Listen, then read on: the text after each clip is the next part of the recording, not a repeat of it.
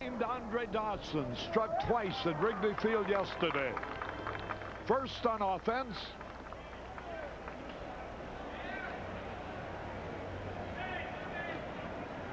And then on defense. What will happen today? Stay with us and we'll all find out together.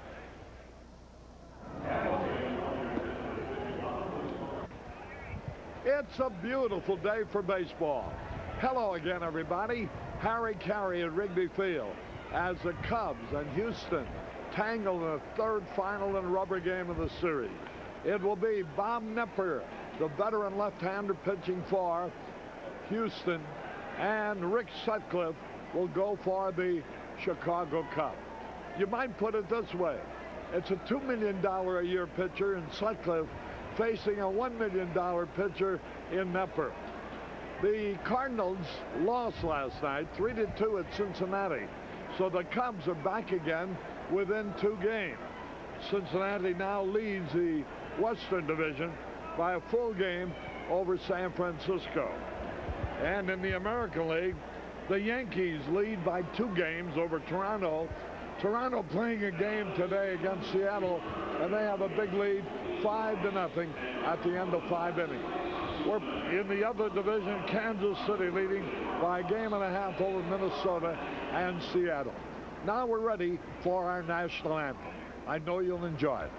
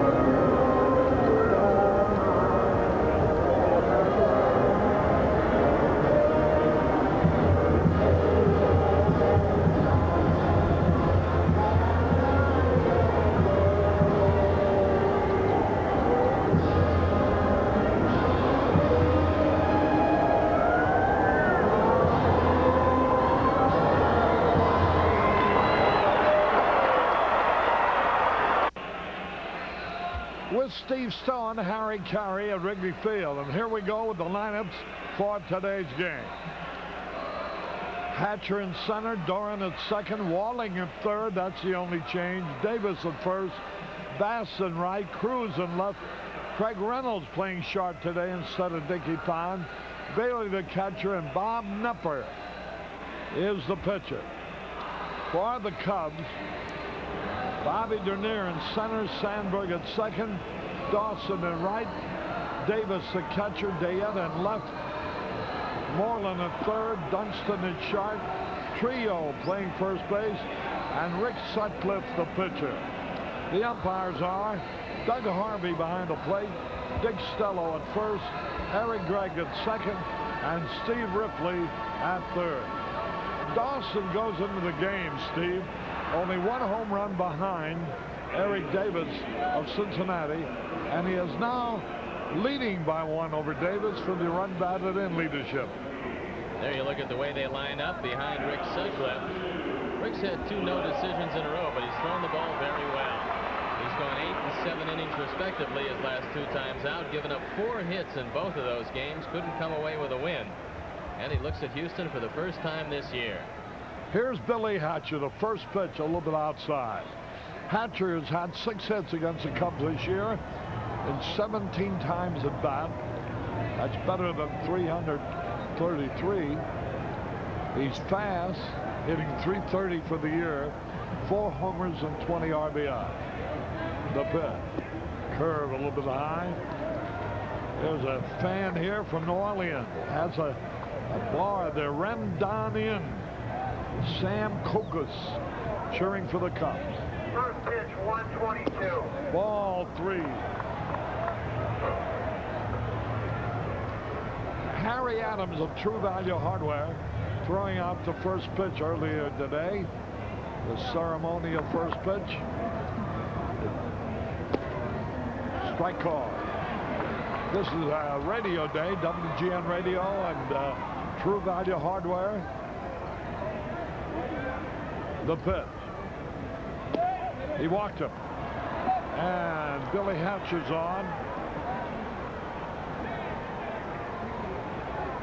From Cedar Point, Illinois, John Ritchie is on hand. That's the best way to get in trouble, walking the best base runner of the opposition. Hatcher has 16 stolen bases. He's only been caught twice. Alanier knows he's not going to get a lot of offense from his team, so he likes to hit and run. Don't be surprised if Hatcher doesn't go this first time on first. There's the runner back. There are fans here from, this has got to be my favorite town, Hog Jaw, Alabama. Billy Doran batting left-handed. Sutcliffe holding the runner on. I know you know some folks with hog jaws, Harry. I didn't know that it was in Alabama, though. That's where they're from. Hey, quick throw. Doran has not been hitting as well from the left side. So look for Lanier to try to hit and run. There's a pitch a little bit outside. Sutcliffe having trouble with his control. Hatcher on base. Here's Billy Doran, the hitter, batting .238 for the year. There's a pitch swung on. High ball. That ball might be gone. The wind will take it out of here, and it's out on to Sheffield Avenue. Billy Doran homers over the right field wall. Out on to Sheffield Avenue. Doran's 6th home run of the year. RBI's number 23 and 24, and just like that, the Astros go on top 2-0. Rick got that ball up, and Doran made him pay the price. You can see right down the middle, up where he can handle it, and the wind is blowing out toward right field fairly brisk. Any fly ball that way is going to blow out of the ballpark. Boy, that didn't take long, did it? Mr. and Mrs. Corcoran celebrating their happy 37th anniversary today. Here's Walling, the third baseman, hitting .311. They got a lot of left-hand hitters in their lineup. And the wind blowing towards right field. There is a strike call. I think the Astros are a little tougher as a left-hand hitting ball club because Walling is more an offensive force than Garner, and Reynolds right now is swinging the bat a lot better than Doran. So when they put their lefties in the lineup, they're tough. There's a pitch a little wide.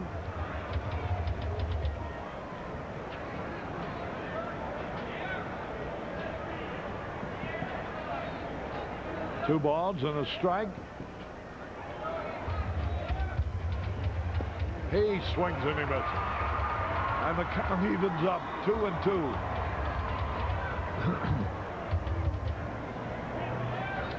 There's a gal seeing her first game at Wrigley Field. Dorothy Becker from Lost Nation, Iowa. Here's the pitch. All three. 3 balls, 2 strikes. We'd like to send along best wishes and a speedy recovery to June Becker in Scottsdale, Arizona. A big Cub fan, along with her husband, Dr. Jerry Becker. 3 balls, 2 strikes. Here's a pitch. Hey, ball walked him with a wild pitch. Walling only will go to first base, though. Boy, he's walked 2 and a home run. The only man who didn't walk. Unless you call walking around the bases on his circuit cloud. Sutcliffe's got to think about the double play here because he knows that Nepper has had his problems against the Cubs lifetime. He's lost his last 5 decisions. He's 6-12. He became the first Astro pitcher to ever give up 4 home runs in the Astrodome the last time he faced the Cubs there, so the Cubs figure to score today. There's Sutcliffe ready. He's not throwing the ball hard at all. I watched that when he's warming up in the bullpen. I mentioned it to you. No, you did. You said that he didn't seem to have good stuff in the pen. Sometimes you carry it with you between the white lines, but Doesn't appear that way today. There's a strike call. Eric Davis of the Reds has been named National League Player of the Month for the second month in a row. He had 12 homers and drove in 36 runs during the month of May. The pitch, high. Steve Bedrosian of the Phillies was named Pitcher of the Month. What's Andre Dawson's chances of being named Player of the Week, Harry, if he continues to have any type of numbers the rest of this week? We're going to need more than Dawson today. Some of the other boys are going to have to be hitting. The way this Houston club's starting out. Here's a pitch high. Well, Rick's getting everything up. This is not a good sign on a day with the wind blowing out. He's got to bend over. He realizes at this point that he doesn't have particularly good stuff, so it'll be change his speed and try to keep the ball down. So far, everything has stayed above the belt, much to the concern of Gene Michael and Herm Starrett. 2 balls and a strike. Swung on a bouncing ball, foul. And that evens it up 2-2.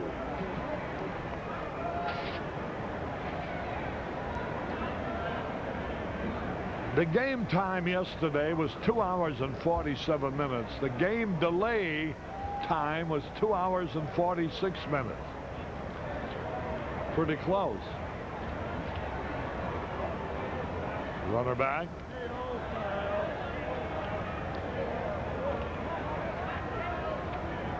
Two to nothing, Houston out in front. Doran's 6th home run of the year. Low, ball 3. 3 balls, 2 strikes. Now he probably will be able to strike him out and throw him out if he can throw the ball by Glenn Davis. Walling figures to be going. They want to stay out of the double play. Davis is a good target. He whirls and throws the first. They're from Prescott, Arizona today. Stretch McCormick, Chuck and Whitney Sanford, Judy Mason. 3 balls, 2 strikes.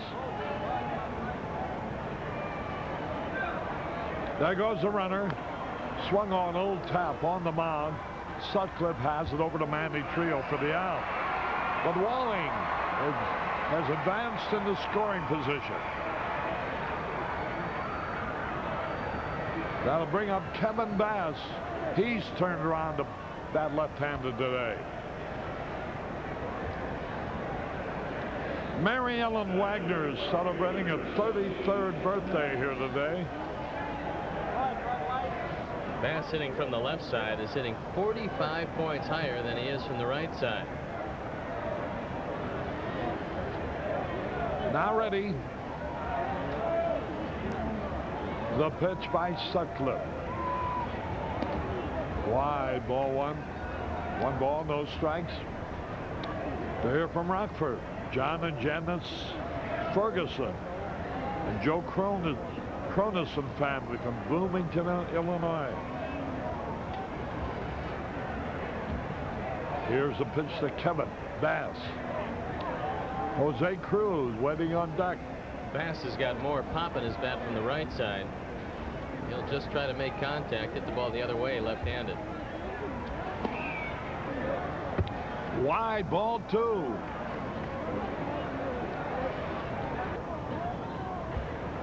Two balls, no strikes. Sutcliffe getting away to a slow start. Low, ball 3. He didn't check Sean Dunston. He was in back of second base when he delivered the ball. You can't allow that to happen. It's too many holes in the infield. He got a good jump behind Denny Walling. They might have had a shot at picking him off. Now ready. 3 balls, no strikes. Here's the pitch. Strike call. The wind blowing from the northwest, which means it's blowing towards the right field wall. 13 miles an hour. There's Ernie Banks' flag. 3-1 the count. The pitch. Ball 4. Boy, that's 3 walks and a homer in the first inning.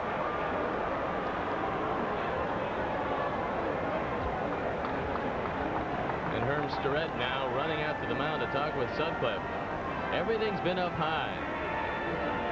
You've got to make an adjustment. It's a game of adjustment on the mound. He called Jody Davis out as he was running out to the mound. He let Jody know he wanted to talk to him also. Maybe they want to change from throwing fastballs to throwing curve. Also, I think he's wondering if Doug Harvey is squeezing Rick Sutcliffe a little. The last pitch looked awfully close. Doug, a very good umpire.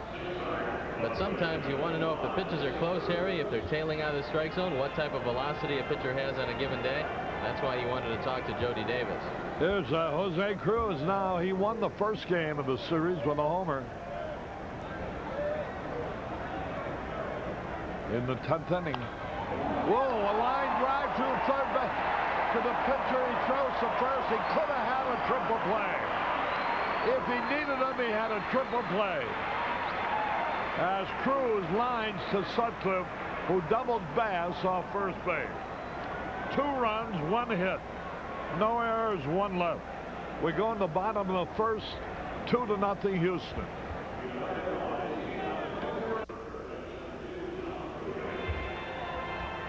Harry Carey back at Wrigley Field. We go into the bottom of the first. Facing Bob Knepper will be Bobby Dernier, hitting .356 for the year. There's a look at Hal Lanier, and he's sending Bob Knepper to the mound today a day early. He's only had 3 days rest. That's how they'll line up in back of Bob Knepper. He's really had trouble in Wrigley Field. He's 1-5 with an earned run average very close to 5 in 10 starts at Wrigley Field over the course of his career, and he has struggled this year. Here's his first pitch. And it's a strike call. Joe Corneo points out that the single city of Chicago scored 28 runs yesterday against the entire state of Texas 7. Here's the pitch. Curve strike. The White Sox blasted the Texas Rangers, and the Cubs just destroyed the Houston Astros yesterday. 2 strikes and nothing. Bobby Dernier waiting. The pitch. Struck him out on 3 pitches. Boy, what a turnaround. Sutcliffe in the first inning walked 3 men. Permitted a home run. And Cruz hit into a double play, which could have been a triple play. A line drive rocketed right at Sutcliffe. Knepper faced the Cubs in Houston and didn't fare very well, giving up 4 home runs in 4 innings, 6 earned runs total, and he picked up a loss in that one. Here now is Sandberg. The pitch. A little bit low, ball 1. 1 ball, no strikes.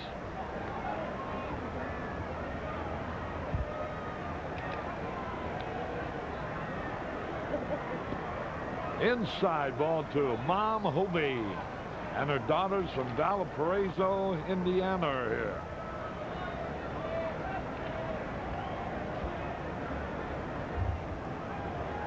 Now the pitch.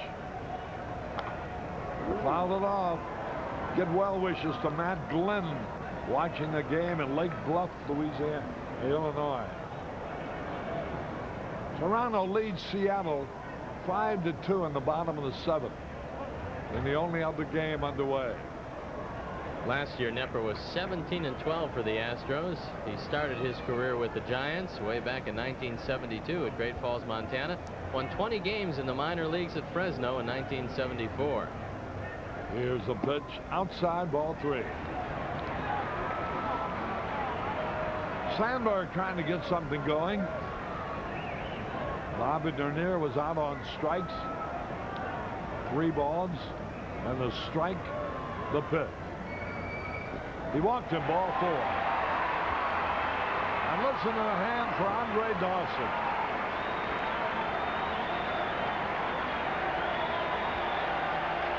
Now he's hit 7 career home runs against Bob Knepper. They're giving him a standing ovation.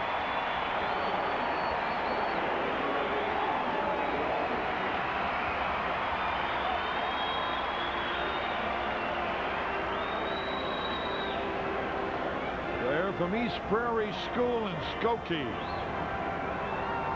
to cheer for the Cubs. Outside, a fastball. Bob Nepper, a left-hander. He's won 2, lost 5 with a high earned run average of 6.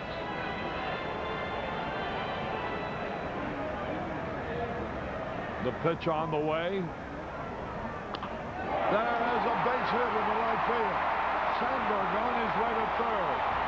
And the Cubs threaten here in the first inning as Dawson continued his sensational hitting. Take another look at it. He doesn't hit it hard, but he hits it in a good spot right over the head of Billy Doran. And Sandberg all the way to third. That's Andre's Army in the right field bleachers. Whitey Pearson, the ace of the sales department of WGN-TV, watching a ball game here today. Take a look at those numbers. Game-winning RBIs, 7. That doesn't include the game-tying RBIs, and Dawson's been doing a lot of that lately. If Jody Davis has been in a slump, he's hit only 2 hits and 15 times at bat against Houston. Infield playing back for a double play. There's a pitch in there for a strike call, and Jody thought it was low. Jim Snyder, the coach at first, and his son is graduating from high school tonight, watching the game in Tampa, Florida. So we pass along congratulations to the whole family. And now the dollars start to pour out as his son gets ready for college. 1 strike to nothing. Runners at first and third. Nepper ready.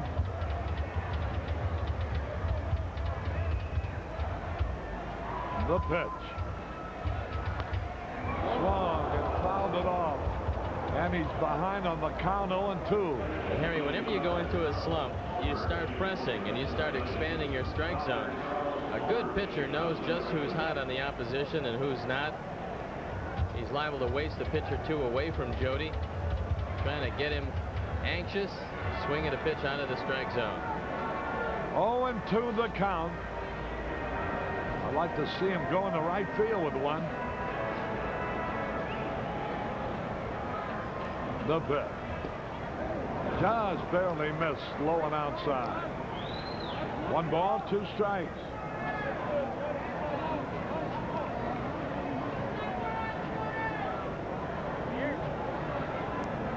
One and 2 the count.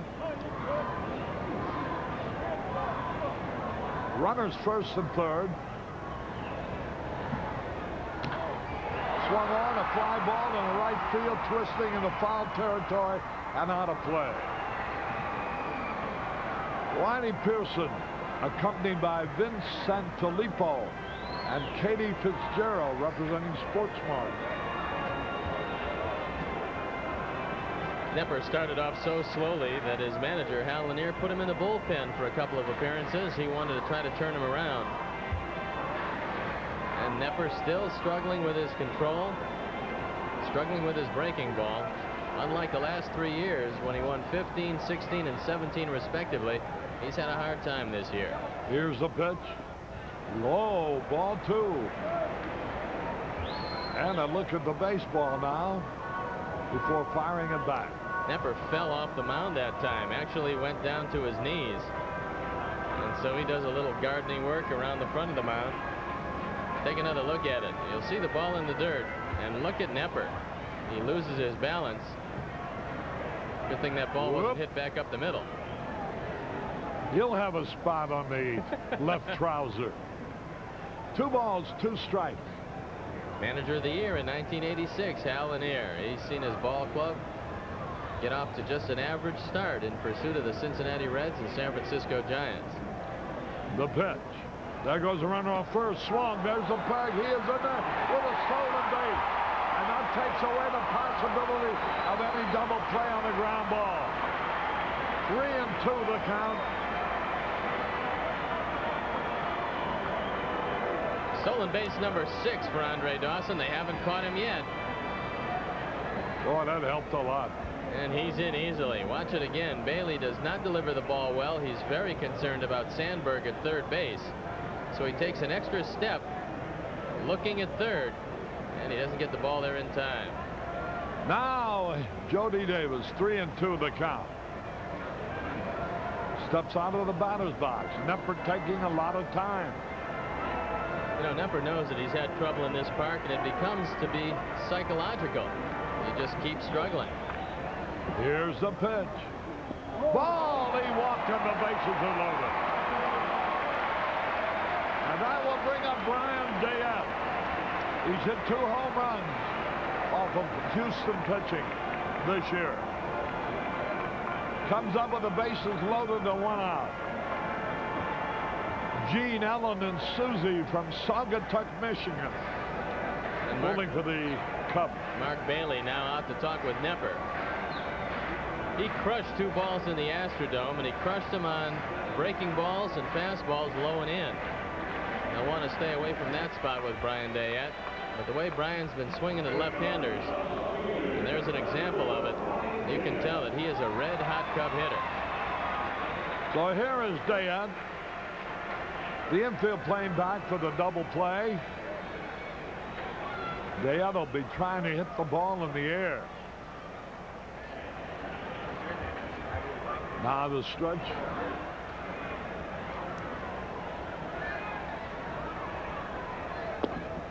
Wide, ball 1. 1 ball, no strikes, bases loaded. Keith Moreland waiting on deck.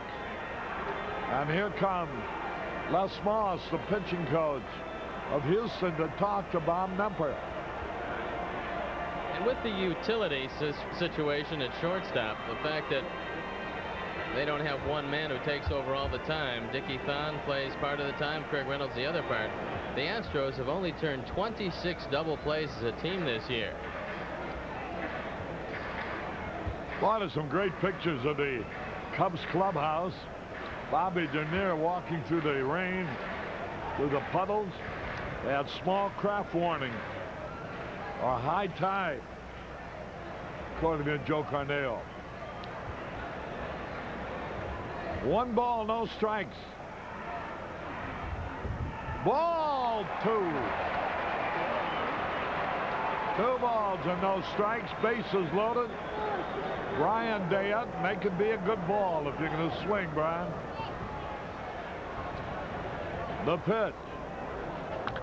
Swung on as a drive in the right field, way back, might be out of here.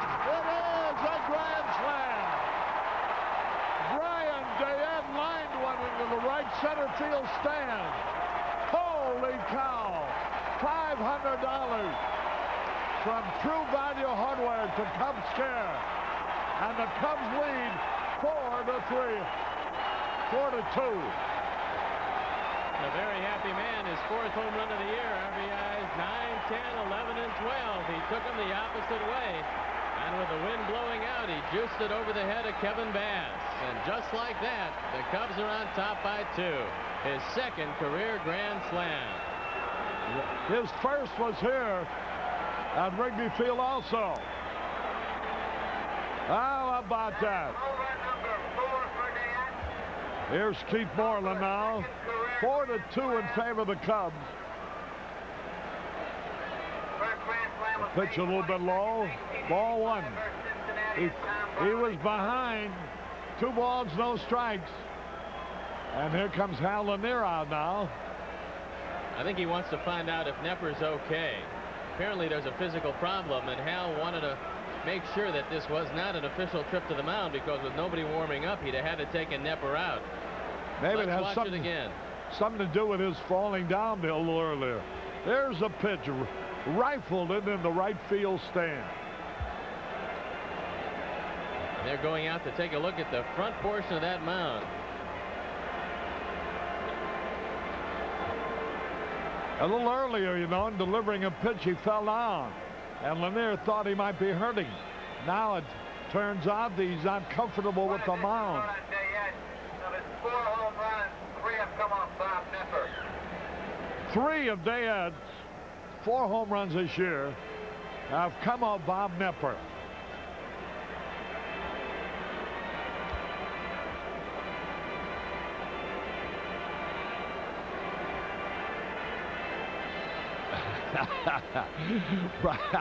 Andre Dawson probably saying to Dayette, it's about time somebody gave me a little help.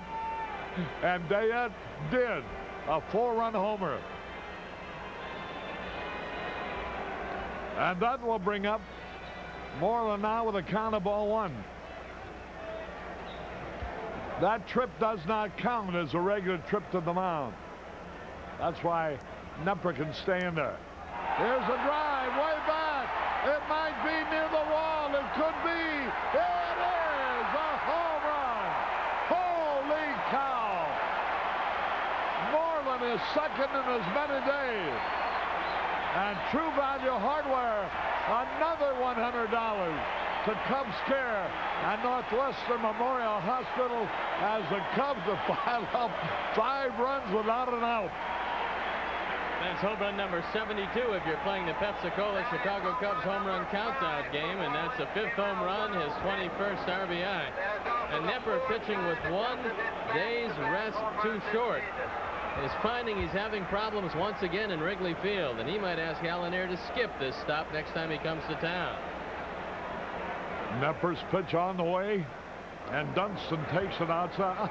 I said this was a game between a $2 million pitcher and a $1 million pitcher. There's the home run again against the wind. Home run for Moreland. There's ball 2. He can't get the ball over either. As a matter of fact, neither one of these pitches so far have looked so good. 2 balls, no strikes. There's a drive in the center field. Billy Hatcher will catch it. 1 out. Dunston hit that ball hard, but right at Billy Hatcher, his old buddy.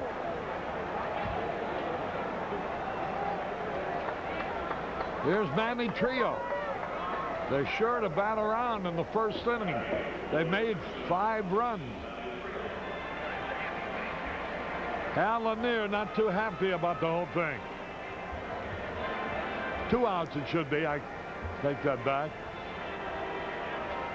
I forgot Dernier struck out. Everything's going so good.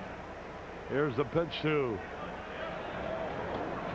Manny, and it's a strike call.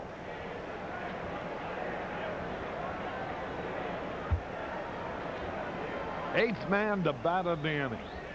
All started with 1 out. Finally, Dunston made the 2nd out.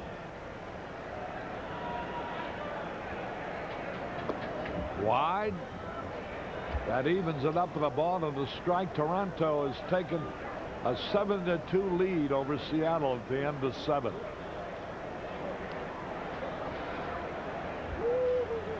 Now the pitch. Swung on a slow curve and he missed it. Mike Scott was supposed to start the game today, but his back was acting up, so they pushed up Bob Knepper 1 day too soon. And he doesn't have very good stuff this afternoon. 2 men out, 5 runs home. Now the pitch, here it is. Line foul outside third. Manny Trio, big number 19 on his back.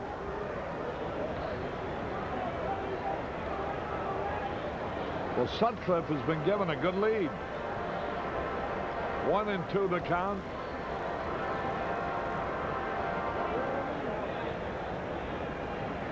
The pitch.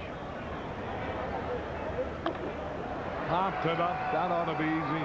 Billy Doran. Hey, the wind. Hey, the ball drops. A base hit.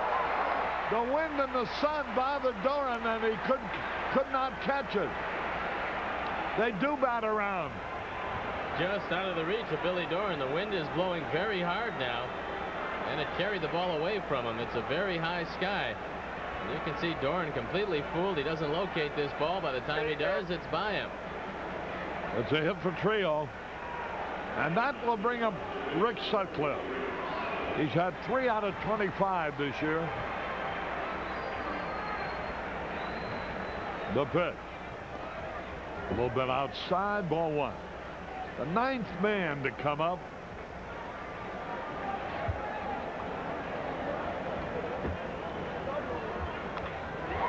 There's a drive and a right center field going to drop for a hit. There's a runner racing for third. Sutcliffe drops a single in the short center. And we're still batting. And here's Bobby Dernier. He started the inning striking out.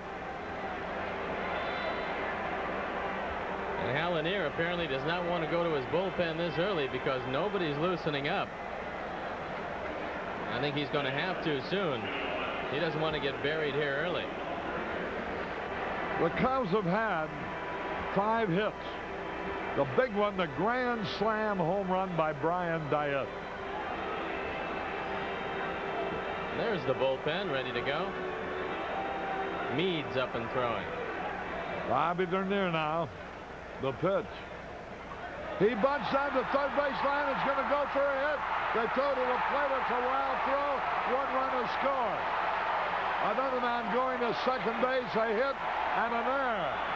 Sutcliffe winds up at third. Dernier at second. And the Cubs have scored again. A great bunt. And Bob Knepper knows he can't get Dernier at first base, and he tries to go home with it. Watch it again. No chance for Mark Bailey. It's a bad throw. Goes as a base hit and an error on Bob Knepper. RBI for Bobby Dernier. Will isolate on Manny Trio. And take a look at the play by Knepper. He's got to turn completely around. This is a tough play to make, and this is a nightmare for the Astros. What a beautiful bunt that was. And Knepper, I don't blame him for throwing the ball to the plate. That's the only chance he had. But it was a bad throw. A hit in the air, a run batted in for Dernier, his 15th RBI of the year.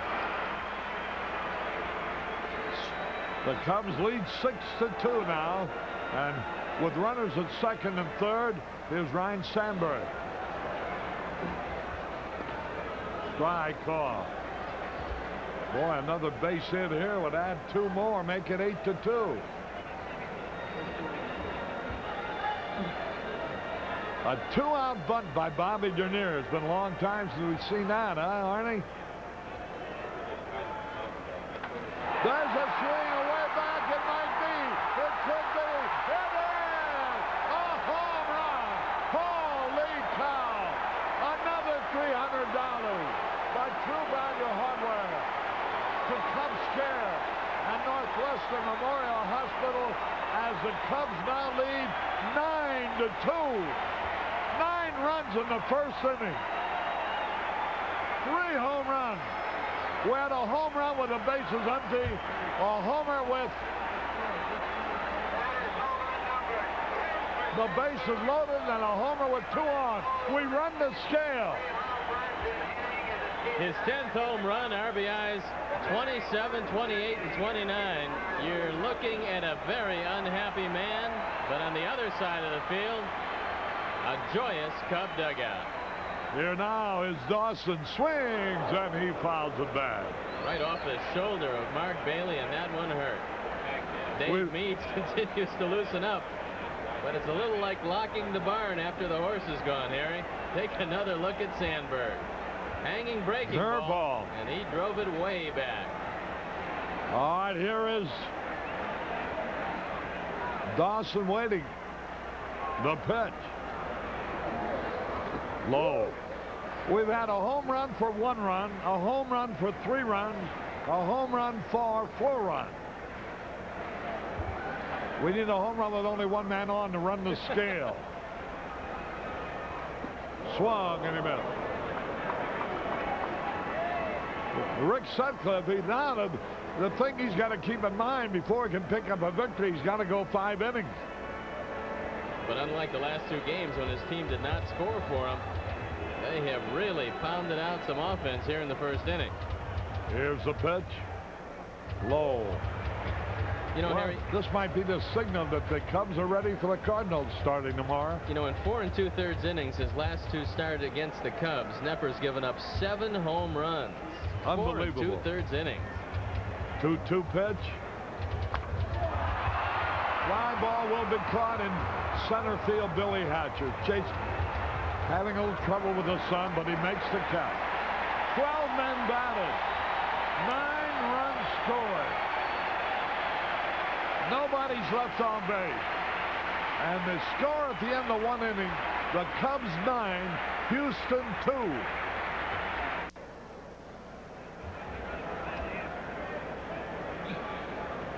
This is Harry Carey with Steve Stone. There you see a 9-2. Bob Knepper very unhappy walking back and forth in the Houston dugout. Going from sublime to the ridiculous. 8 of the 9 runs the Cubs scored were on home runs, on 3 home runs. The 9th run was on a bunt, a 2-out bunt by Dernier. So we ran the gauntlet. And now we go into the 2nd inning with Craig Reynolds leading it off.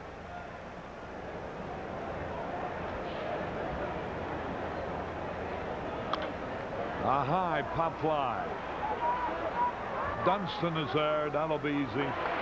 1 away.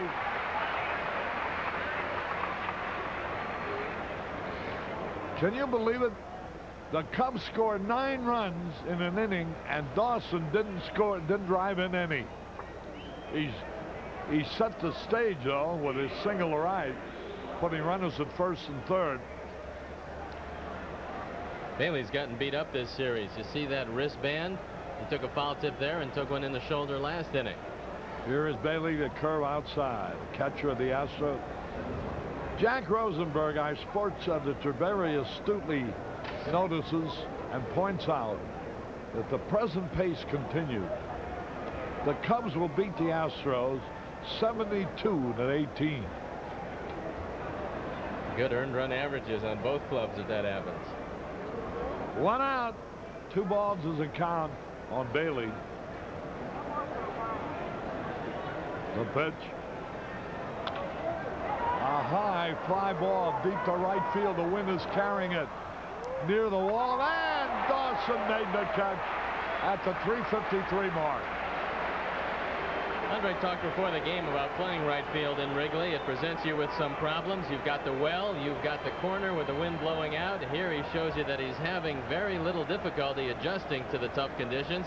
The high sky and the wind don't deter him. He goes over into the corner and makes a nice catch. Nothing like the 2 he made yesterday, because he's got some time to camp under this one. Here now is Bob Knepper. A good hitter. Takes a fastball. Knepper, 33-year-old left-hander. His salary's $1 million a year. Rick Sutcliffe's $1.8 million a year. 2 out, nobody on. Fastball wide.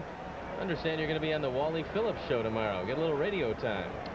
Yeah, hey, thanks for reminding me. Didn't want you to miss it. It's an Arnie's, isn't it? Yeah, right around 12:30, I believe. 1 ball, 1 strike. He hits the ball down to 3rd base. That hits the bag. A fair ball. Well, I guess you got to have some luck, Harry. Knepper was trying to check his swing. He rolls it down the 3rd baseline. Moreland was ready to pick it up when it hit the bag. That makes it a hit. Well, that's the only break that he's caught. And when he looks up at the board and sees those 9 runs, somehow it doesn't quite even out. 2 men out. A runner at 1st base. Here's Billy Hatcher. Here's the pitch on the way. A little bit outside. You think that you think Wally will treat me to lunch? Oh, no, I don't have a whole lot of time. No doubt about it, especially if you eat a light lunch and eat it quickly. 1 ball, no strikes. There's the curve inside. Well, if Wally doesn't treat me to it, Arnie Morton does. He's my good friend. Ate at his restaurant in Atlanta. I've eaten at his restaurant in Philadelphia. And, of course, Chicago's my favorite. The pitch. Curve strike. Anybody with a name like Arnie can't be all bad, right, Arnie? But I think he's a little richer than you are. 2 balls and a strike.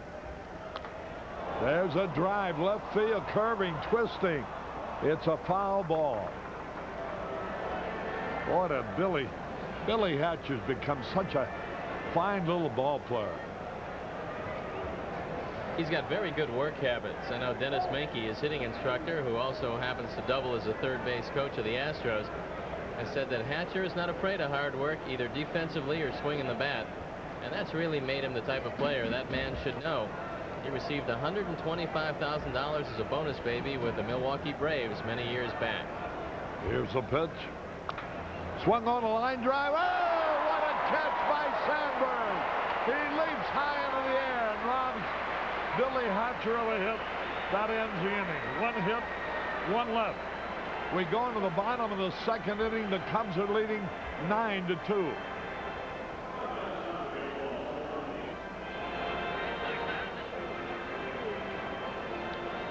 With Steve Stone, Harry Carey, back at beautiful Wrigley Field. How about that for a picture? And Dave Meads is going to take over for Houston. He's 4-1 with a 4.95 ERA, making his 18th appearance, all in relief. 20 innings, 17 hits, and 11 earned runs on only 1 homer. He's walked 5, struck out 16, and watch Rhino to end the inning. Must be a little basketball in this man's past, because he goes way up to haul it down. Boy, his timing was perfect.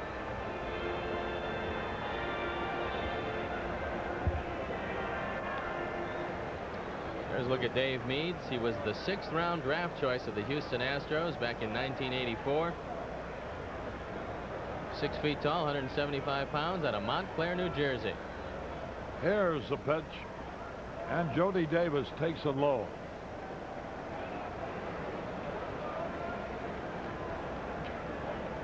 One ball, no strikes. Bottom of the second inning. Fastball high, ball 2. Well, a guy named Jim Kapsler is at us here with a lot of sports biorhythm. How are your biorhythms today? I don't know. Why'd they let these ball players play ball with all this junk?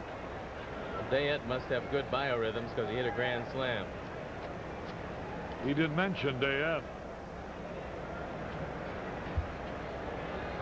2 balls and a strike. Jody Davis waiting.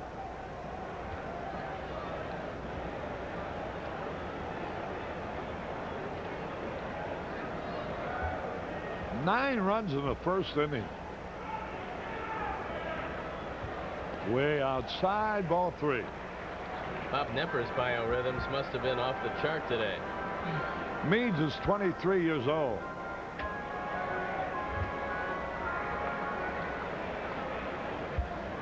Dawson, he says. Ball 4. He walked him for the second time. Jody Davis gets a base on ball. This fellow writes in that Dawson was in an outstanding biorhythm position. Well, I think anybody would know that. You don't need any charts to figure that out.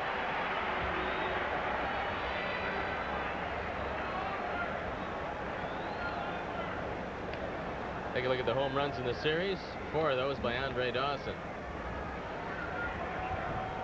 Here's the pitch to Dayette. A little bit inside. He had a grand slam to start the Cubs scoring. Last year, Meads traveled around at Asheville, Osceola, and Columbus.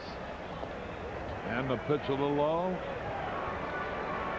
How did he do it, Osceola? 2-4 with a terrible earned run average of 763. He must not have liked the town. 2 balls, no strikes. Swung on a drive in the left field, a base hit, extra bases. Here's Jody on his way to third. He's going to stop. Boy, that Dayette wears these left-handers out. Boy, this is a rocket into the corner. Brian Dayette has hit 1 to right, and now a bullet to left field. Jose Cruz has no chance.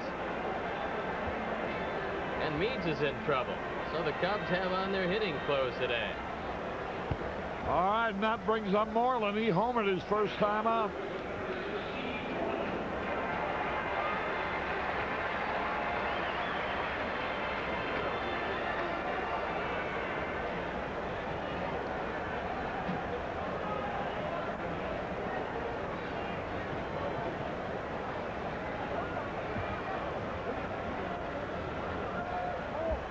There's a wild pitch, and run will score.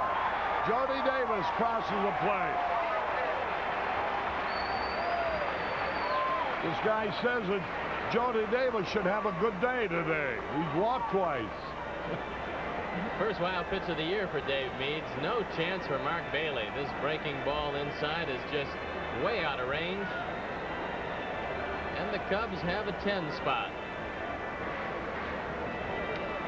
10-2.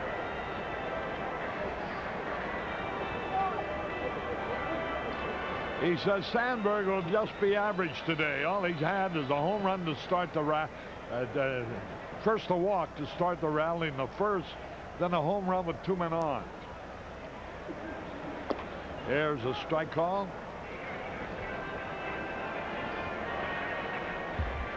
What's that again?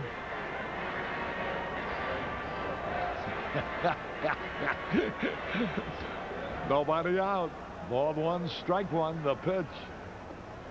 You know how we pulled for Arvid Carlson, our cameraman, to win the 13-run pool yesterday. He might win it the second day in a row. They might wave bye-bye to 13 runs today, Harry. We're only in the second. Now the pitch. There's a fly ball. Right center field will be caught. There's a catch. There's a man trying to score. Here's a throw to the plate too late. A sacrifice fly by Moreland. Scoring Dayat. 11-2. RBI number 22 for Keith Moreland. It's deep enough. No real chance for Billy Hatcher, although he makes a good effort. The good news is that the Cubs lead 11-2. The better news is there's no danger of rain today before the 5th inning.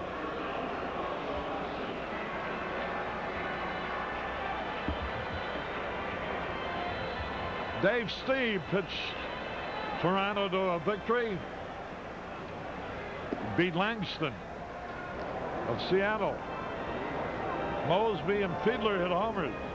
Toronto 7, Seattle 2. Final. Here's a pitch a little outside. 1 ball, 1 strike. 11-2. You know, all over the country there, they think that something's wrong with their Western Union ticker. Oh, swung at a bad ball. And 9 came through for the Cubs in the first inning, and everybody thought that's a mistake. It isn't a mistake, friends. They got 9 in the first, hitting 3 home runs. 1 with the bases loaded by Dayat, 1 with the bases empty by Moreland, 1 with 2 men on base by Sandberg. He started a swing. He tried to stop. He went around. Dunston swung at a bad ball. 2 out. And here's Manny Trio. Hitting .217.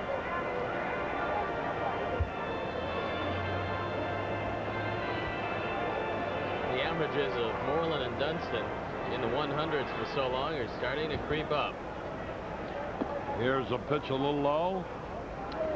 Dunston was up to .241 going into the ball game today. Moreland .209. Outside and high. Ball 2. Oh, let's have a no-brainer about 15-2. Zonk is up to .213, Moreland is. 2 balls, no strike. Ball 3.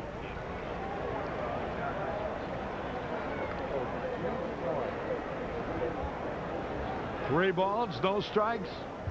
Jim Dowdle, head of Continental Broadcasting, watching the ball game. 3 balls, no strikes. The pitch. Strike called at the knee. How are you doing, John? Nice to see you, How sir. are you? Good. 3 balls and a strike. Oh, what a dull game. There's the pitch. He fouled it back. Oh, isn't it nice? 9 runs in the first inning. 2 in the second. Manny Trio waiting.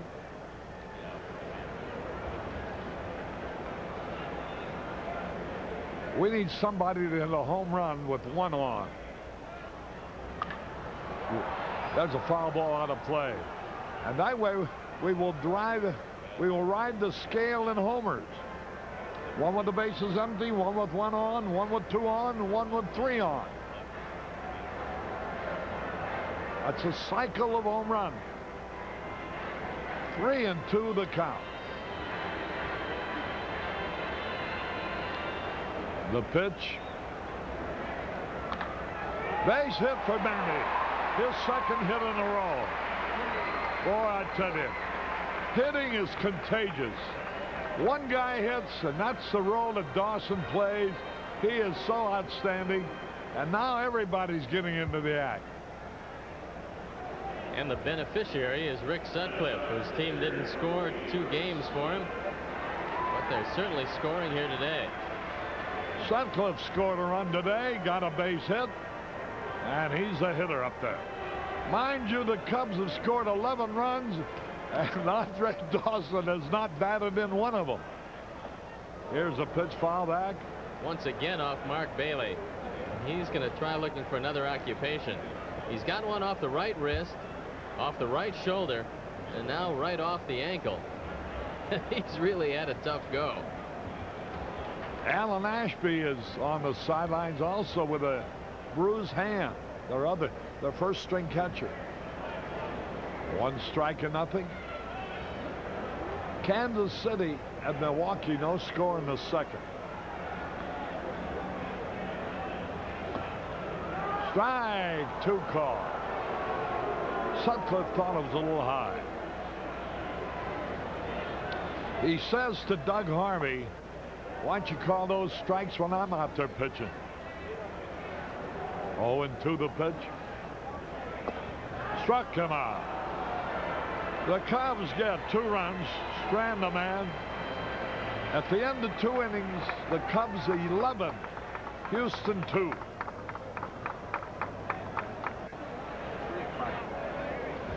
With Steve Starr and Harry Carey back at Wrigley Field. And Billy Hatcher made the last out at the end of the second inning. And here's Bill Doran, who hit a home run with a man on in the first inning, back when it looked rather dark for the Cubs. The pitch, here it is. A little bit outside. Sutcliffe seems to be throwing the ball harder. Last inning, he seemed to get his stride. There's a little more velocity on the fastball. 11 runs will do that for you. The pitch. Swung on, fly ball. Here comes Dawson fast. Souza. Bobby Dernier, and then drops in there for a hit. Boy, I thought Dawson, he ran a long way for that ball. That ball kind of froze Bobby Dernier. He didn't get a real good jump on it. Fell in front of him. You got to respect the power of these guys with the wind blowing out, so you might play him a little deeper than normal. And the ball fell in. Here now is Dennis Walling. Studebaker School is there from South Bend, Indiana, with a lot of students.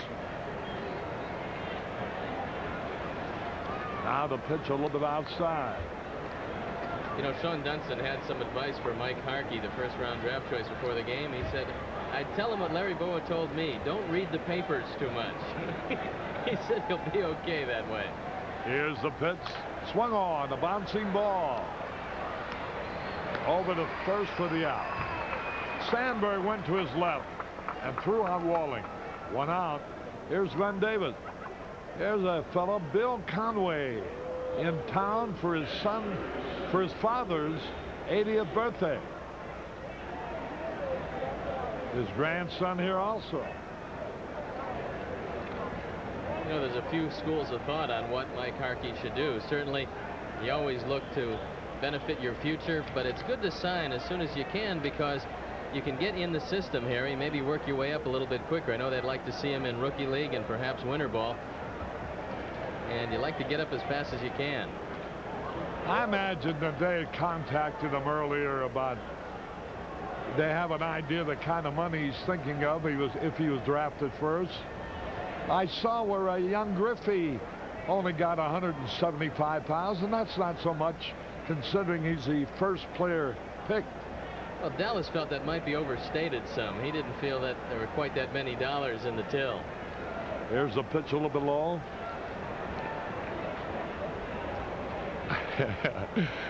If I were in the Cubs front office, I think I'd worry about what Dawson's going to cost. Yeah, that could that be. You can't do without him. Could be a few more bucks than 175,000. Here's the pitch on the way. A little low. 2 balls and a strike. 1 out, 1 on. Sutcliffe. This is not one of his better games so far, but he's got a big lead. 11-2. Now the pitch. Boy, he pulled it foul hard. It bounces back onto the field, and Sean Dunston recovers it. Nice crowd on hand. Might have 20,000. Couldn't ask for a better day. The St. Louis Cardinals are here tomorrow to open a 4-game series for first place. And every game will be televised here on Channel 9. 2 balls, 2 strikes. Now the pitch. Bounces in front of the plate. 3-2. You know, Harry, the Cub-Cardinals series is always an exciting series, but with first place on the line, it even gets more significant. This is going to be some weekend here in the friendly confines. Mike Mason is going to start one of those games, I think Sunday. And he richly deserves it after his performance yesterday, coming back from that 2-hour and 46-minute rain delay. And there you look at the standings, with the Cubs just 2 back. Now ready, 3-2. The pitch. He swings a little tap. Jody, take your time. Holds the runner at second. The runner at second didn't know what to do. And Glenn Davis is thrown out at first from Davis. Jody Davis to Manny Trio. Well, Jody made sure that Bill Doran was moving back toward the bag before he threw to first base. Good idea by Jody and well executed. That brings up Kevin Bass. 2 out.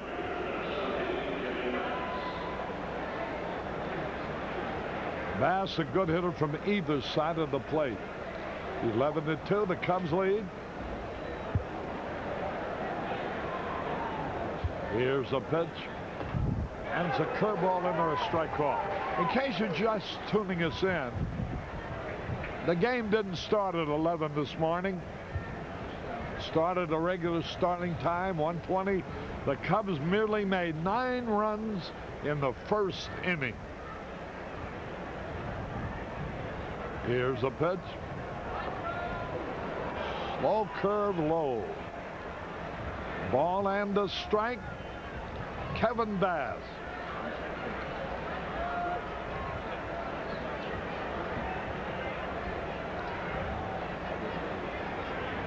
Now ready? The pitch. Sutcliffe whirls around as if to throw to second. How's our fish? They got Bass, we got Trout. Isn't he supposed to go somewhere and pitch tomorrow? Back to Friday. A-ball to try to get his arm together. There's a pitch foul out of play. 1-2. Well, the Cardinals will be here with their lake. We had the lake yesterday down the left and right field line. And in the clubhouse, too. Boy, all the players said that was really something. A couple of feet of water in the clubhouse. They were scared. They were afraid of being electrocuted. 1-2 the count. Bass, the hitter. Sutcliffe taking a lot of time. The pitch on the way. He struck him out. And it's no runs, 1 hit, 1 left. We go to the bottom of the third. The Cubs lead 11-2. Copyrighted telecast is presented by the authority of the Chicago National League Ball Club, which has the right of approval of the announcers and is intended solely for the private non-commercial use of our audience. Any publication, reproduction, retransmission, or other use of the pictures, descriptions, and accounts of this game without the express written consent of the Chicago National League Ball Club is prohibited.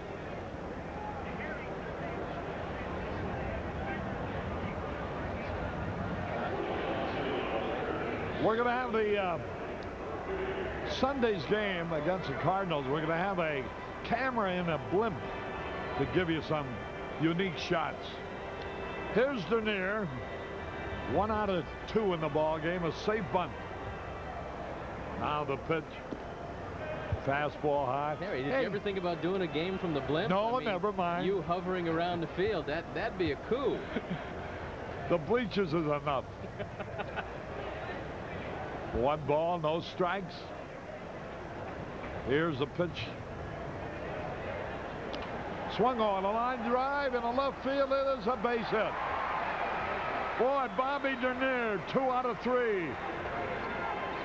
Mr. Mitchell, good to meet you. Nice to see you. Good. You stay well. All right, fine. Bobby Dernier on at first base. There's Ryan Sandberg.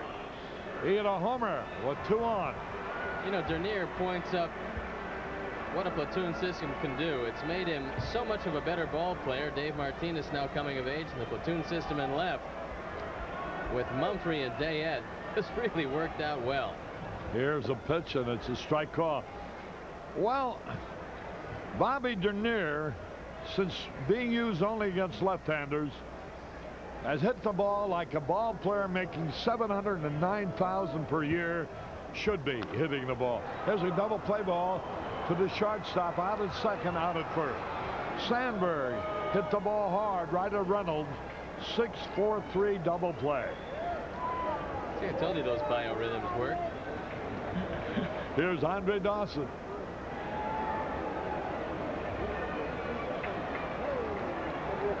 The Prairie Hawks are here from Cedar Rapids, Iowa.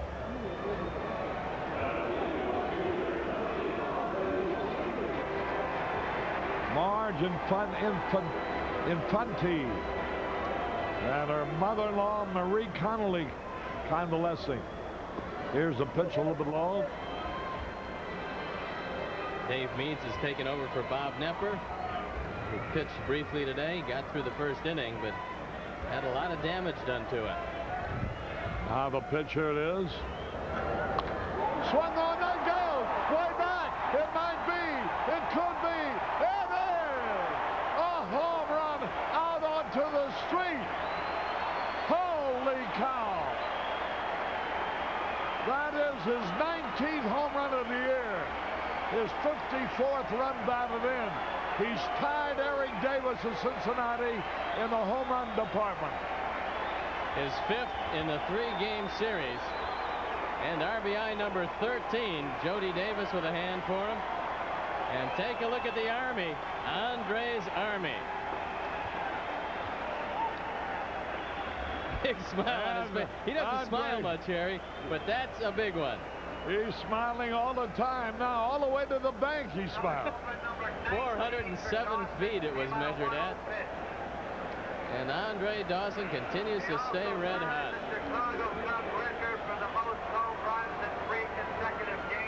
Watch it again. This ties a Chicago Cub record for home runs in consecutive games with 5 and 3 consecutive games, tied by Dave Kingman, Billy Williams, and now Andre Dawson. Well, he'll bat again today. He might break that record. 12-2, the Cubs lead. The home run went out onto the street, didn't it, Arnie? 5 home runs in 3 Did games. anybody get the souvenir? First accomplished September 22nd, 23rd, 24th. 2 balls, no First St. strikes. Louis and the Cubs in 1985. The pitch a little bit low. Watch this isolation of Andre Dawson. He knew it right there. He knew it.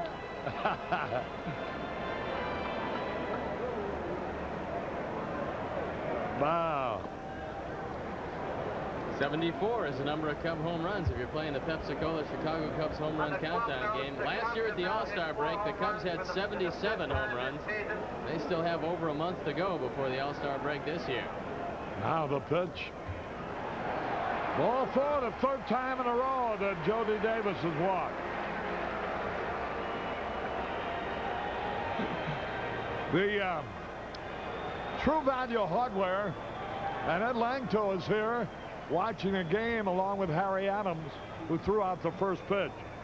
True Value is giving away $500 for the Grand Slam, $100 for the bases empty homer by Moreland, $300 for the 3-run homer by Sandberg, and another $100 for the home run by Dawson. That's $1,000 any way you look at it. There's Andre Dawson and Jerry Mumphrey talking it over. Kansas City has taken the lead, Milwaukee has taken the lead over Kansas City 4-0 at the end of 2. Here's Dayette.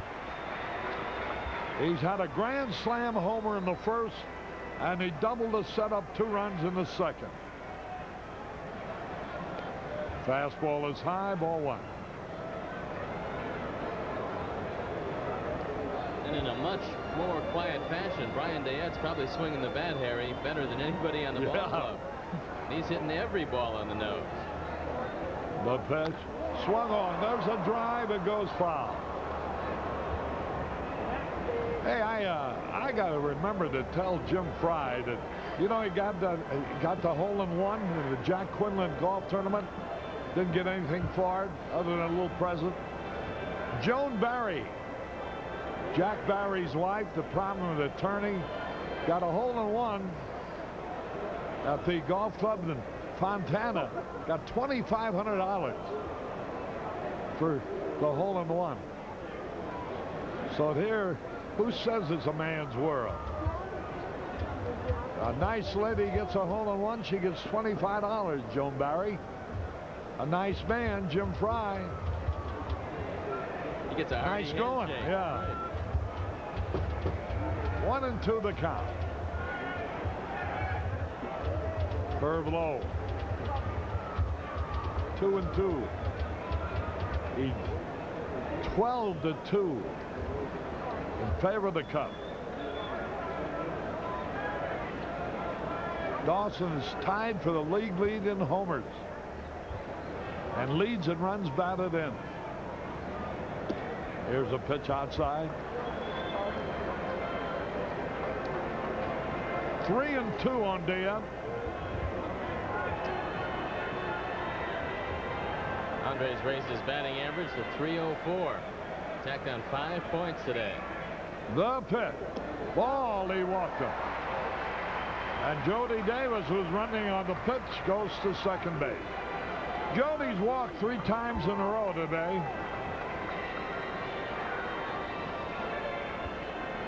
And here's Keith Moreland.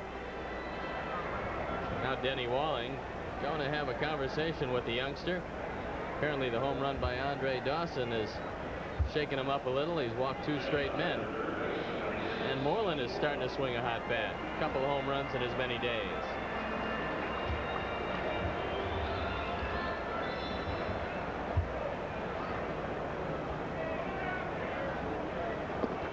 Now the pitch a little low. Ball 1 to Moreland. Dick Carver, Richard E. Carver, former mayor of Peoria, good friend of Pete Van Aken, writes in. He's now Assistant Secretary of the Air Force. Here's a bouncing ball at left field, a base hit. Here's Jody going to score. It bounced over Walling's head. And Moreland drives in the run. It's 13 now 13-2. Well, here's your 13-run pool and the third RBI of the day for Keith Moreland. All of a sudden, everything he's hitting starting to fall in. Jody Davis scoring from second base. And the Cubs on a roll against Dave Meads. Hal Lanier is not too happy about the way things are going as the manager of the Astros. 13-2.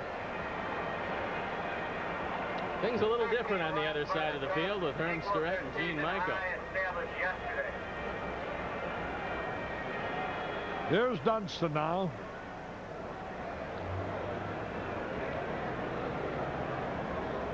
He's nothing out of 2.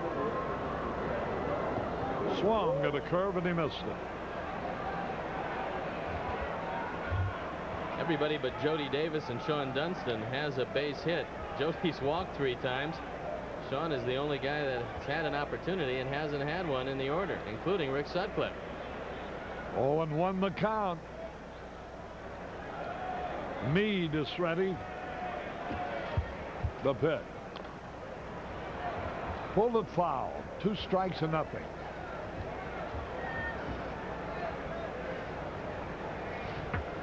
You can see things have brightened up considerably for Sean Dunston, and now Keith Moreland has got that batting average up to 217. So both Dunston and Moreland starting to swing the bat. Dave Donald Meads III is pitching out there. Now ready. The first 2 never threw with the wind blowing out at Wrigley Field. It's a tough job. Now the pitch to Dunston. Fly ball. Right field will be caught. Kevin Bass is there, and he has it. So the Cubs make 2 more runs. They had 3 hits, leave 2 men on. Dwayne Stats will be joining Steve in a moment. Harry Carey now at Wrigley Field. The Cubs lead 13-2 at the end of 3. Jose Cruz opens the 4th inning for the Houston Ball Club with the Cubs out in front 13-2. Rick Sutcliffe's first pitch is low, ball 1. With Steve Stone and our producer director Artie Harris, this is Dwayne Stats. Steve, you got a bat? 4th of July has come early in Wrigley Field. A lot of fireworks in the early portion of this one. Oh, I tell you, it's been unbelievable. Andre Dawson is something else. Now Cruz takes this pitch a little high. 2-0 the count. Well, it's amazing how one play can perhaps turn a game around, and you have to think the ball that Cruz hit in the first inning, a screaming liner right back to Sutcliffe for the double play, has a lot to do with the way this thing is working out. You know, Bob Knepper's always had trouble in this park, Dwayne. 1-5 lifetime here, an earned run average at 5. Gave up 4 home runs to the Cubs in the Astrodome, and he struggled again today. There's a strike, so the count is now 3-1 to Cruz. Well, I'll tell you, Sutcliffe got off to that shaky start. Gave up the 2-run home run to Doran, and he just walked Cruz, and then gave up a couple more walks with only 1 out. And Cruz hit that ball extremely hard, but right back at Sutcliffe, who doubled Bass off first to get out of the inning, and the Cubs went on to score 9 in their first. And I think Rick Sutcliffe, at least in the second inning, threw the ball much harder than he did in the first, and that's what a big lead will do for you. Only thing you have to do on the mound is concentrate away from the big lead. Can't start walking guys. Rick has less than his best stuff today, but he has 11 runs to work with. Greg Reynolds up, and he lines one foul back into the stands down the right side. Strike 1. Reynolds popped to short his first time up.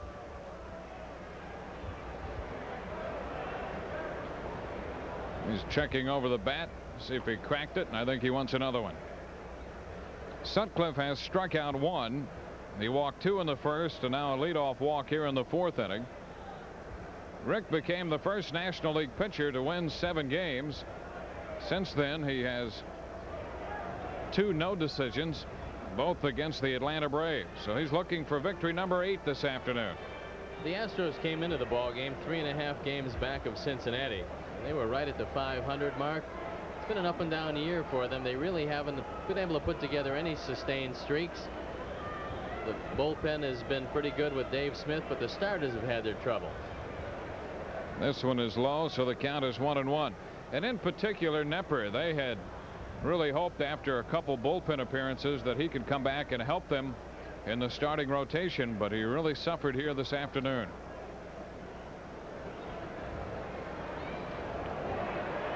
Strike 2 to Reynolds, 1-2. Matter of fact, the Cubs have now hit 14 home runs off Houston pitching this year. Half have come off Knepper. They've hit 7 home runs off him this year. And that in only 5 innings. So you know that he's had his problems. The first Astro pitcher to ever give up 4 home runs in the Astrodome in 1 ball game. It's usually tough to hit the ball out of there.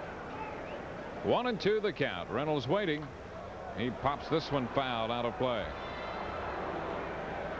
Mark Bailey will follow the Houston shortstop to the plate here in the 4th inning.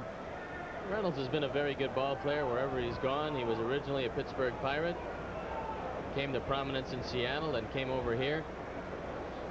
And with the Dickie Thon situation, Greg Reynolds has been a valuable player at shortstop. He's taken over and done a good job as a platoon player. Did he go? Cubs want the appeal. He went, says Steve Ripley. Reynolds out on strikes. Strikeout number 2. Sutcliffe got Bass to end the 3rd and now picks up the strikeout of Reynolds here. Here's another look. Good low breaking ball by Sutcliffe. Reynolds cannot hold up. And take a look at the appeal to Steve Ripley. Yep, that's enough. Sit down. 1 out, 1 on, and here's Mark Bailey, the catcher. Moved to first, and Cruz is back in. Bailey hit a long fly ball down that right field line his first time up. Andre Dawson caught it in line with the 353 marker.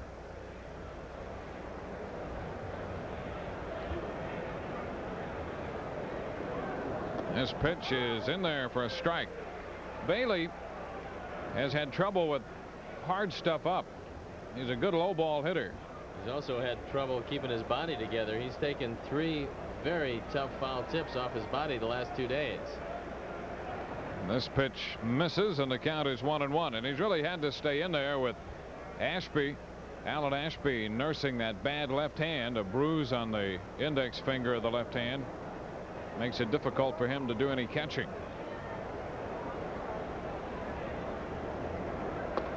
There's a strike on the inside corner. 1 ball, 2 strikes. We'd like to send along get well wishes to John Holbrook, the son of WGN engineer Don Holbrook, who's watching our telecast in Glenbrook Hospital. Also get well to Ed Alma.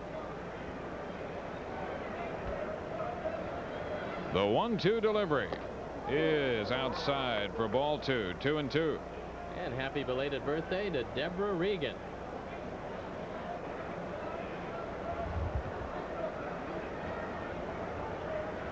Ball game in the 4th with the Cubs way out in front.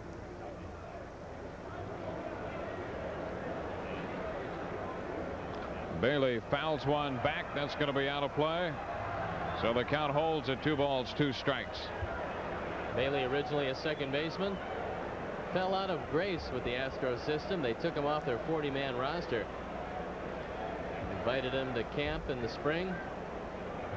He's had his problems. They tried to give him the job, but he really hasn't been able to take over with a bat. 2 years ago, they thought he was on the verge. He put together a very good year, but really struggled last year. And he takes this one down. So the count goes to 3-2. As a matter of fact, a couple of years ago, when Bailey was hitting the ball well and making some progress as a catcher, there was a lot of talk about trading Alan Ashby. 3-2 pitch is ball 4. Second walk of the inning, and the 4th walk, 5th walk of the afternoon now given up by Rick Sutcliffe.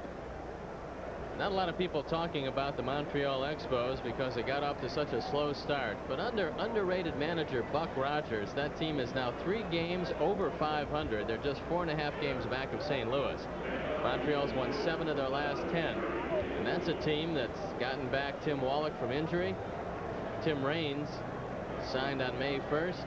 Hubie Brooks is now back, And they're a different ball club. The next time the Cubs take a look at them, they're going to be a lot tougher than the last time they swept them in Montreal. Well, they hung in there without all those fellas, and now that they have close to a full complement, they're going to be a factor. Pitch to Dave Meads, the Houston pitcher, is high, ball one. You know, the interesting thing, as you look around the National League, it doesn't necessarily apply to the American League with the way things are going. But in the National League, if you look at the home records of all these clubs, no one, with the exception of Houston, and they're only 5 over at home, 15-10, no one really playing that well at home. This pitch is high, so the count is 2-0. The Braves are a game over. Cubs come into this one a game under at home. Cincinnati just a game over. LA 2 over. The Expos at 500. Mets a game over. Phillies 5 under at home. There's ball 3 upstairs. So Sutcliffe continues to struggle. Pirates a game over. Cardinals 2 games over at home. San Francisco 2 under, and San Diego, of course, 7-20 at home. There's a strike to make it 3-1.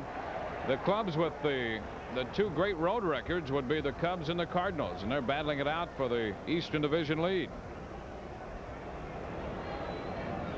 3-1 pitch is high. He walked the pitcher, and the bases are loaded. See Moreland running that ball down on the return from Jody Davis. So Sutcliffe, having a control lapse here, has walked them loaded. For the top of the batting order, Billy Hatcher, as Herm Starrett and Gene Michael look on. You knew it was going to be a tough outing for Rick in that first inning. Before anybody was out, he had given up a couple of runs, but more important than that, he just wasn't throwing the ball very well. And the easiest way to not qualify for a win and to start losing a big lead is to start putting men on base via the base on balls, and Sutcliffe now has 6 of them today. Boy, you hate to see that. Here's Hatcher. He homered yesterday, his 4th of the year.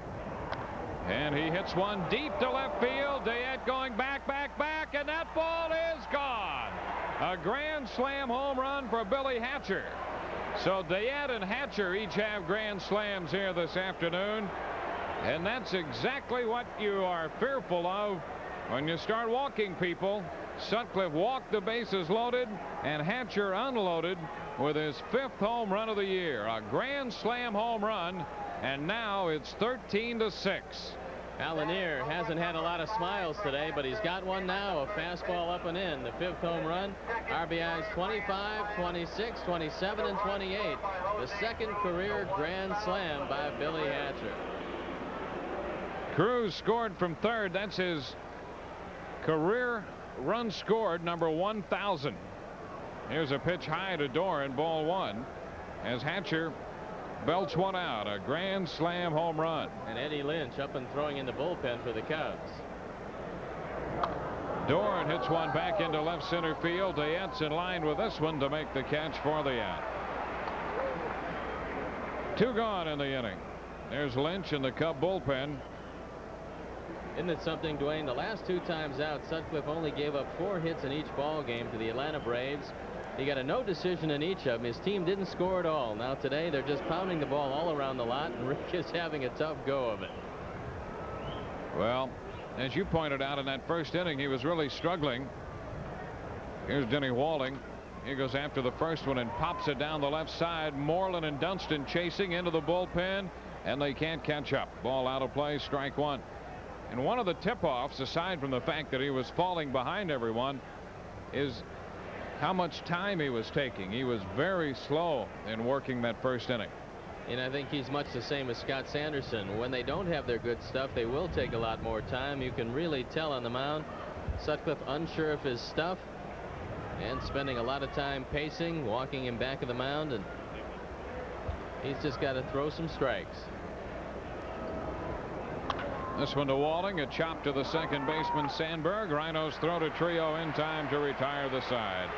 4 runs, 1 hit, nobody left, and we go into the bottom half of the 4th inning. 13-6 Cubs.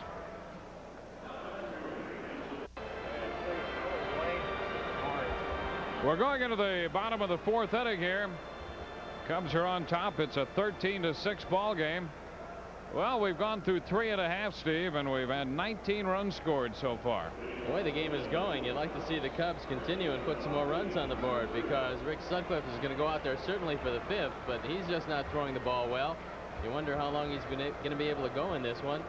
And the Astros are a team that obviously is just not giving up.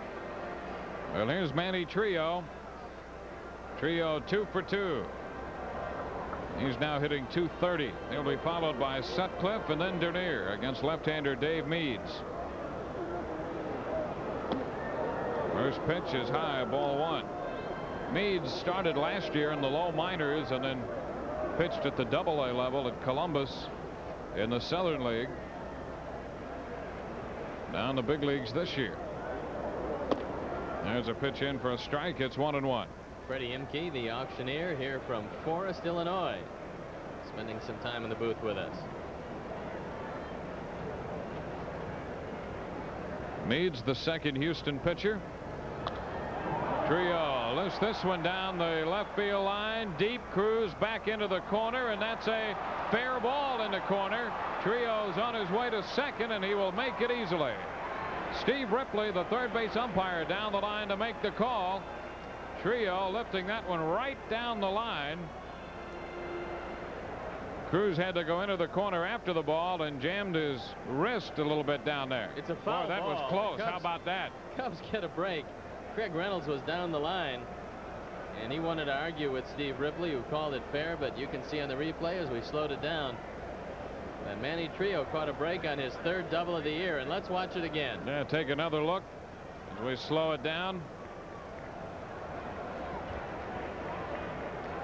Not much doubt about that, but Manny will take it. He's now 3 for 3. That's his 3rd double of the year. And here is Rick Sutcliffe. He goes after the first one and sends one down the left field line. Cruz after this one, but he runs out of room. Back into the stands, strike 1. And he's got that batting average up from .203 to .242 today. Well, there should be some averages get healthy over the past couple of days here. 18 hits yesterday for the Cubs, 13 runs. They've scored 13 runs on 13 hits here this afternoon.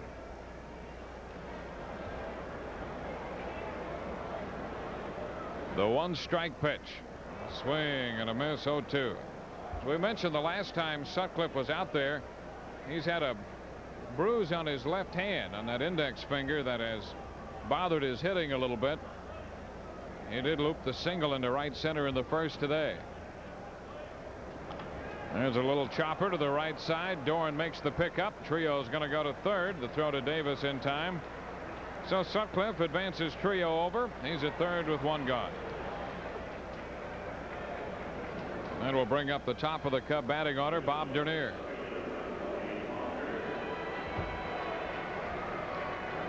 Bobby put down a bunt in the second inning.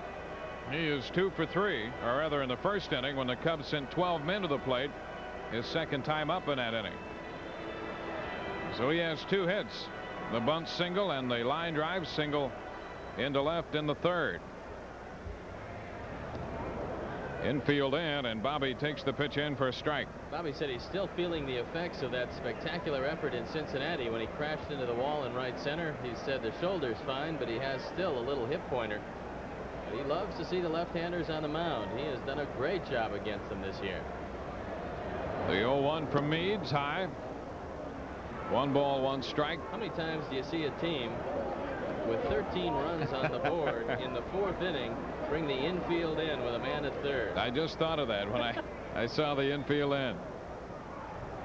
Got to cut off the all-important 14th run. And this one down and in, so the count is 2 balls and a strike.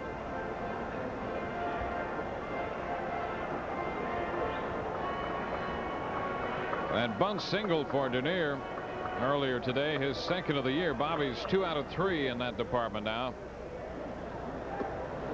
He takes this one down and in. 3 balls and a strike. You know, the right-handed counterpart of a platoon system doesn't get as much work as a left-handed counterpart. So Bobby's come out early on the road. He says the Cubs usually hit early 2 or 3 times on every road trip.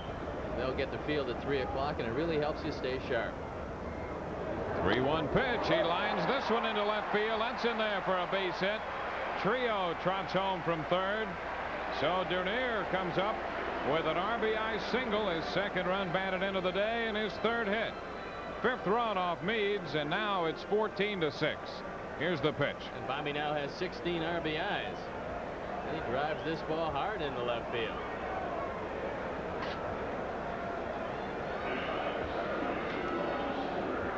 That brings up Ryne Sandberg. Sandberg with a walk, a home run, and a double play ball.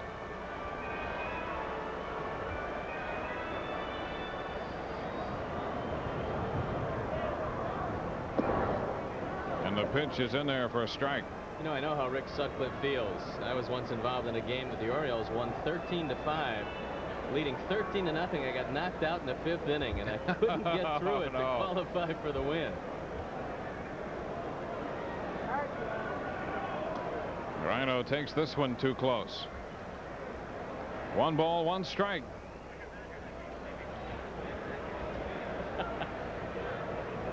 Bobby Dernier's up to 365. This pitch, a swing and a miss.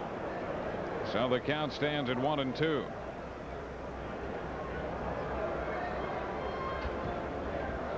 Trio opened with a double, went to third on the ground ball by Sutcliffe, and scored on the single by Dernier.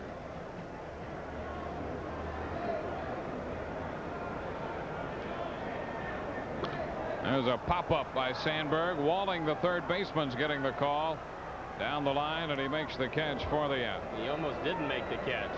The wind and the sun getting the best of Denny Walling. That was a snow cone. A lot of white showing when he tried to make that play. Well, here's Andre Dawson. What can he do this time? I asked him before the game what he could do for an encore. He wasn't involved with all the heroics in the first inning except for that single. You know, you come to expect him to hit the long ball. When he gets a single, it's kind of disappointing. But yeah, we thought he was just warming up. He didn't want to overextend himself early. Boy, he drove the ball in the third, however, 407 feet to left center field. And here he is with a runner at first and 2 gone. Up and in, ball 1.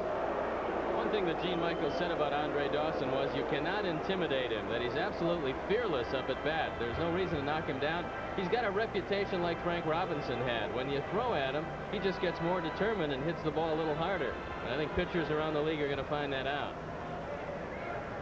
This pitch, oh, what a vicious cut, and he came up empty. 1 ball, 1 strike.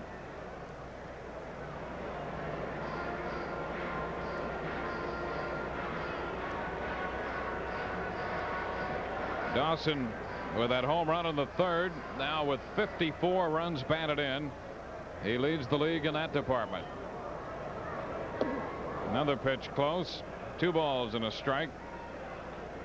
Sandberg with 3 runs batted in today to give him 29. Dayette with 4 on the grand slam. He has 12. More than 3 runs batted in. He has 23 now for the year. Another run scored on a wild pitch. And Dernier with a pair of runs batted in. There's a swing and a miss, so the count goes to 2-2. So Bobby now with 10. I only got the pleasure of facing Andre Dawson 1 time in my career. Spring training game. And I hit him in the shoulder. And if I'd have known what I know now, I'd have probably walked him instead of putting him on first base, because he's awfully strong and you don't want to get this guy mad at you. Meads from the stretch, the 2-2, and Andre hits it sharply to short, picked up by Reynolds. The force play to Doran at second retires the side, but the Cubs come up with a run, and at the end of 4, it's 14-6 Cubs.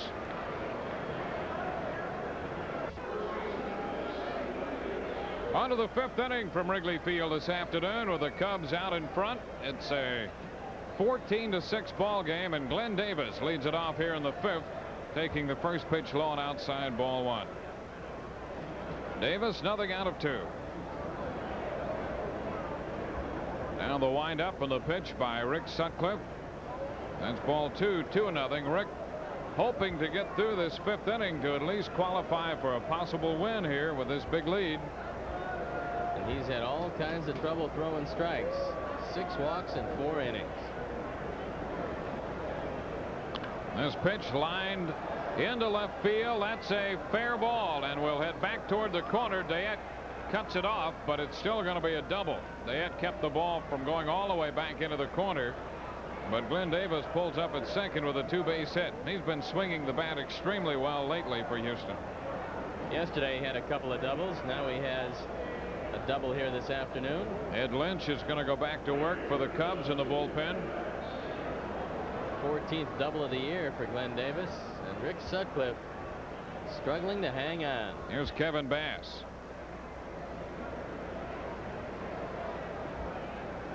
And the pitch to him is in there for a strike. Well, Sutcliffe has walked 6. 7 is his high this year in any one outing. Doug Harvey take a look at that baseball and throw it out of play.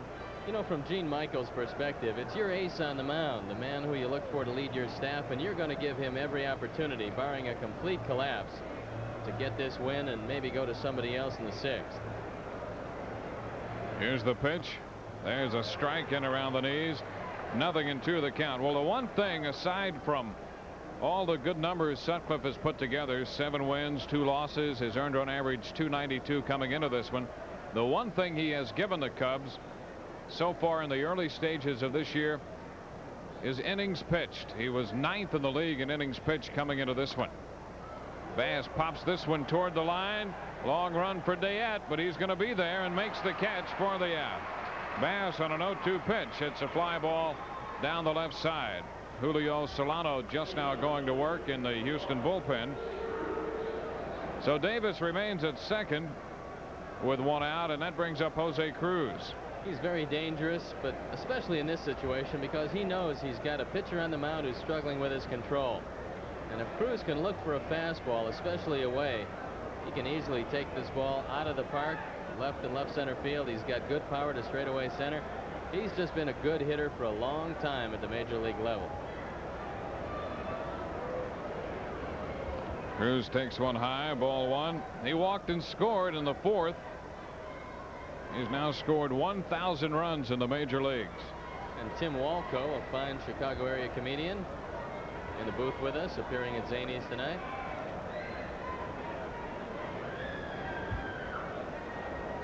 This pitch is high. 2-0. Cubs have out hit Houston 14-5. And they lead 14-6. Sutcliffe 1 out into the 5th with a man at second. There's Glenn Davis. Davis has hit in the last couple of weeks up close to 500. Cruz gets under it and pops it up. Trio getting the call from Sutcliffe. Manny over from first to make the catch for the out. Trio in toward the mound, about halfway down between first and second, takes care of the pop off the bat of Cruz. And that's going to bring up Craig Reynolds. Kansas City at Milwaukee through 5. The Brewers have a 4-0 lead in that one. We have one final in the American League this afternoon. Toronto 7, Seattle 2. Steve over Langston in that game. They're just underway in Candlestick Park. Phillies and the Giants, no score, bottom of the 1st. Bruce Ruffin against Mike Lacoste. Here's Reynolds. The pitch, ground ball back of first and over the glove of Trio, deflecting into shallow right. Here comes Davis in to score. Reynolds is aboard. Sharply hit ball just got over the mitt of Manny Trio and deflected into shallow right field. So it's now 14-7. RBI number 11 for Reynolds. It's a breaking ball. Trio gets a bad hop right at the end, and the run comes home. So 2 touchdowns. If we can stop that next touchdown, Dwayne, Cubs are going to be in good shape. Here's Mark Bailey.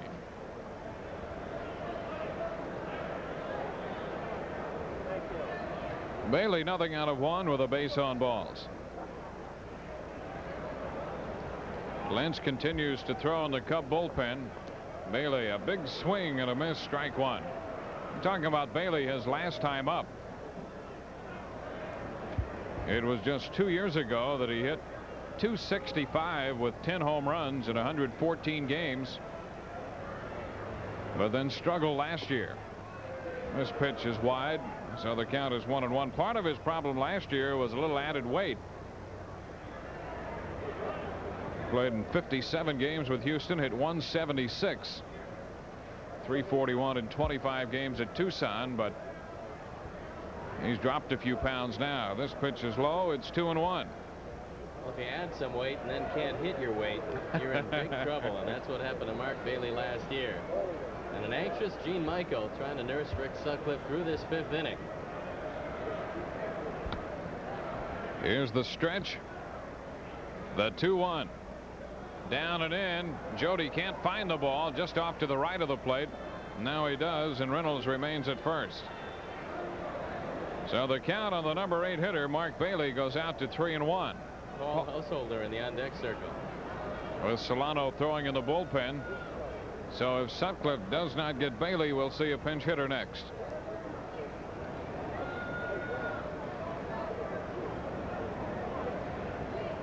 You know, when Householder first came up and he was looking like a pretty good ball player with Cincinnati, they really felt that he would come up with a Householder name.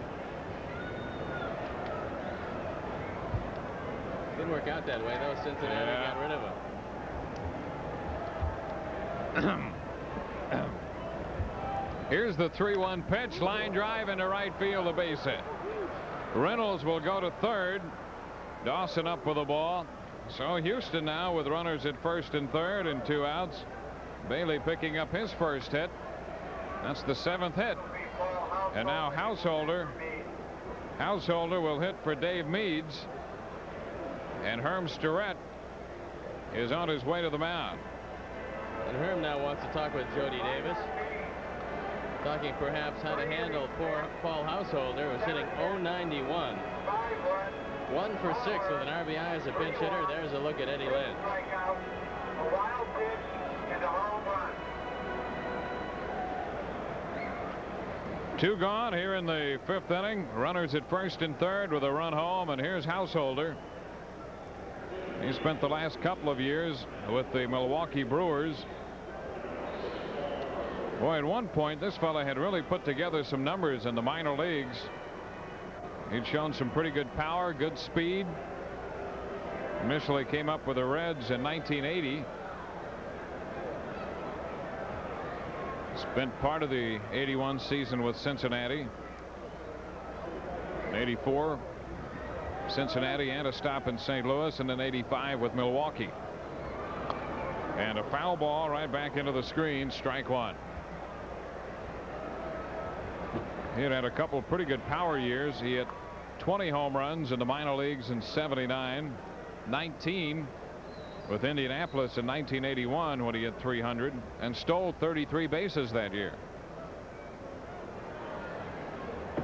Here's the pitch, and it's high. 1 ball, 1 strike. Householder, a non-roster player in the Houston camp this spring, after hitting .218 last year at Milwaukee, .208 at Vancouver.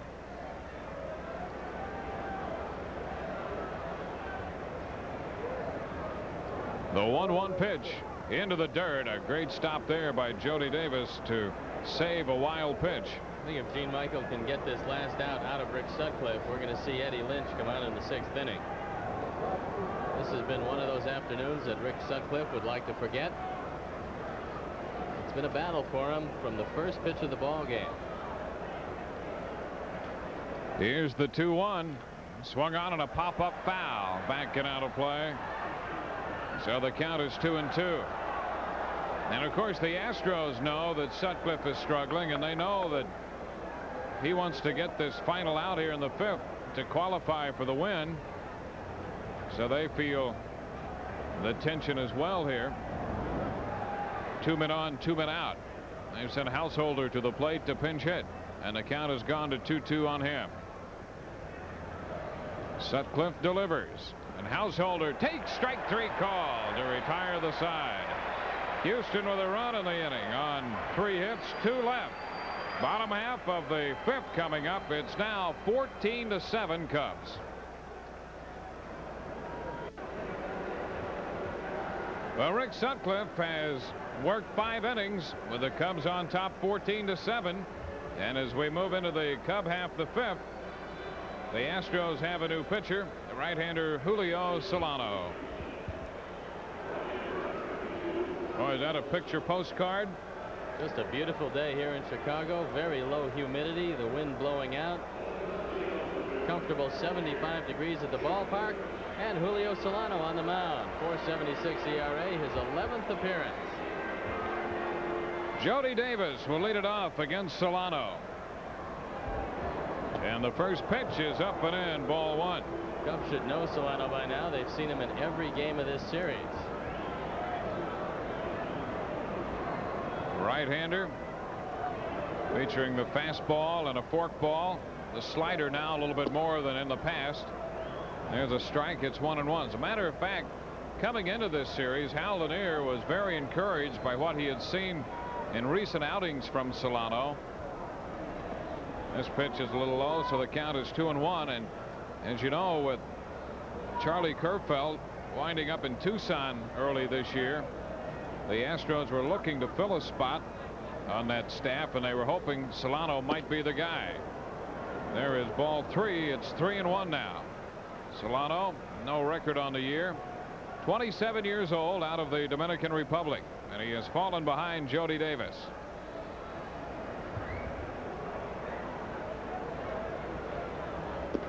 Jody chases one upstairs on that 3-1 pitch. Now we have a full count. Last year was a disastrous year at the major league level for Solano. Had a 3-1 record, but the ERA was 7.59 in 16 ball games with the Astros. Jody takes ball 4 down and away. That's the 6th walk issued by Houston pitching. Meads worked 3 innings, gave up 5 runs on 7 hits, including a home run. He struck out 2, walked 3, and threw a wild pitch. I wonder when the last time Jody Davis was walked the first 4 times he got up in a ball game. Well, he'd walked 14 times all year coming into this game. 4 times today, and here is Brian Dayette. Dayette with a grand slam home run in the first inning. We've had 2 grand slams today. Billy Hatcher hit one for Houston in the 4th. Way upstairs. That almost took Bailey's mitt with it. Ball 1. And a happy 13th birthday to Danny Dybert. He's a big Cubs fan and the bat boy for the Quad City Angels in the Midwest League. There's Dave Smith. That's what the short man does on a day like today. Swing and a miss. 1 ball, 1 strike. Getting a boost of energy. Doesn't appear that he's going to be in this ball game, so he'll have to take that energy to his next stop. It's getaway day for the Astros. Brian Dayette officially on the afternoon 2 for 2. He also has a double to go with the grand slam home run and a base on balls. Count is now 2-1. Solano, no stranger to the grand slam. He gave one up to Andre Dawson the first game of the series. Now the stretch. Here's the 2-1, and it's low for ball 3. Matter of fact, this Houston staff has been hit by, I think, 6 grand slams this year. The count is now 3-1. That's what the intentional walk is for with the bases loaded. This pitch foul, a little piece of it, and the count goes to 3-2. And Bailey was hit one more time, and I don't know how much more his body's going to be able to take. It's been a tough series for him. Boy, this was right off the right shoulder once again. It's the 2nd time in the ball game this has happened. The 4th time he's been hit the last 2 days. And Alan Ashby, who was hurting also. There's Dave LeBossiere, the Houston trainer, out to take a look. Watch it again. Oh. Boy, this is painful. Well, that's close to the point of that shoulder. You know, a lot of catchers have taken to wearing that little guard that goes over that right shoulder. Some say that it interferes with their throwing, but other catchers figure that the wear and tear that the arm takes on foul tips is worth all the inconvenience on throwing the ball to second base. Just a few years ago, they told Bailey that if he could make the switch and go behind the plate and be a catcher, he'd get to the big leagues quicker, and right now he's reconsidering that change. You know, he's a big man, and at 6'5", you're going to take more foul tips than the little catcher. That's one of the things that Terry Kennedy told me when he played for San Diego that big men take a lot more beating behind the plate than little men.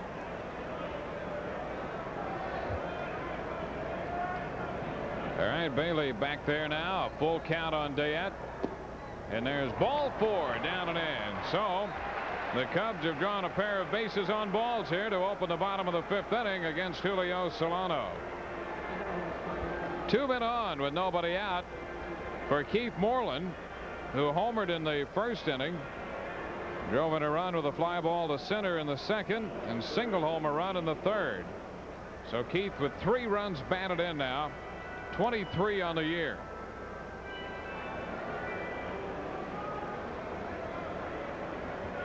Two men on with nobody out. Solano's pitch. Moreland takes one up and in. 1 ball, no strikes.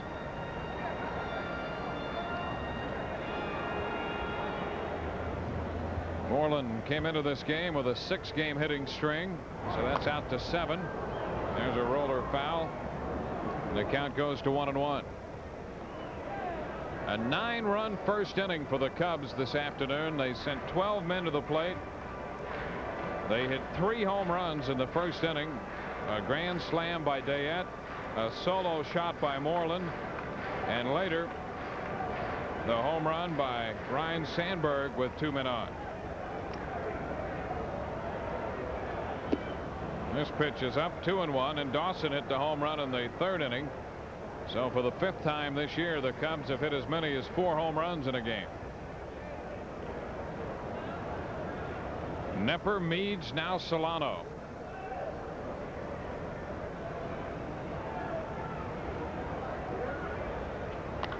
And Moreland pops it up.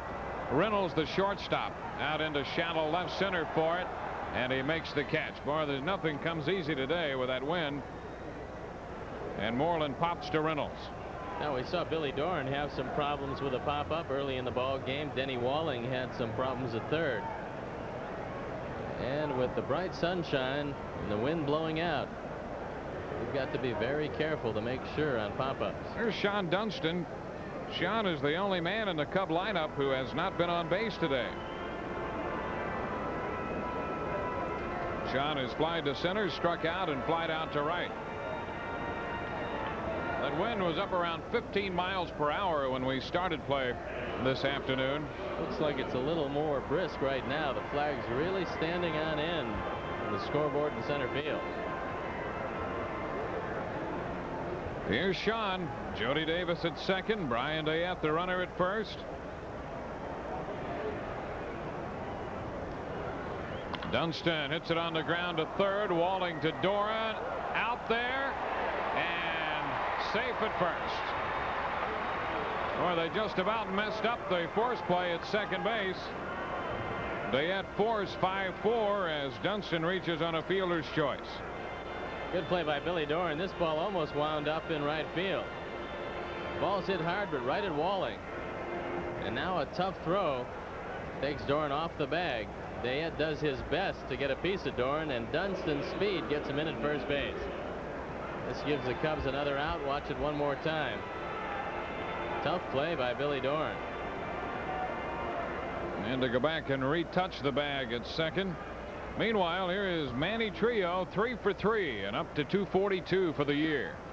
Pitch is a little close. Ball 1. 14-7. The Cubs are on top. Hit totals reflect the runs scored. Cubs have 14 runs on 14 hits. Houston 7 runs, 7 hits. Manny looks at a strike. It's 1-1.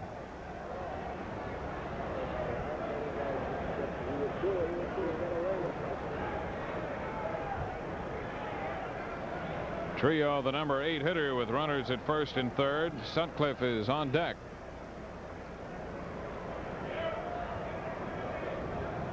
Here's the pitch. Too close again. Spins him out of there. 2 balls and 1 strike now. Solano has thrown a high, tight fastball to every hitter this inning. So perhaps the Astros getting a little tired of Cubs getting a good foothold. The last 2 days, they've absolutely been pummeled. And that's really the first we've seen of anything very close to the Cub hitters. despite the fact that the Cubs won yesterday 13-2, pounding out 18 hits, and have 14 runs today, including that 9-run first. Here's the 2-1. Ball 3. That's too close. 3 balls and a strike. Solano originally surfaced with Houston in 1983 and has been up and down between Houston and the minor leagues since. This one fouled out of play. That'll run the count all the way to 3 balls, 2 strikes. A reminder that the Randy Hundley Cubs fantasy camp is right around the corner, coming up June the 25th through the 27th. For information, call 312-991-9595. That's 991-9595. The Randy Hundley Cubs fantasy cup. And again, the dates June 25th through the 27th. 3-2 the count. Here's the pitch. Foul ball, out of play. So Dunston, who was breaking with 2 gone and a 3-2 count, returns to first. Jody hanging on at third.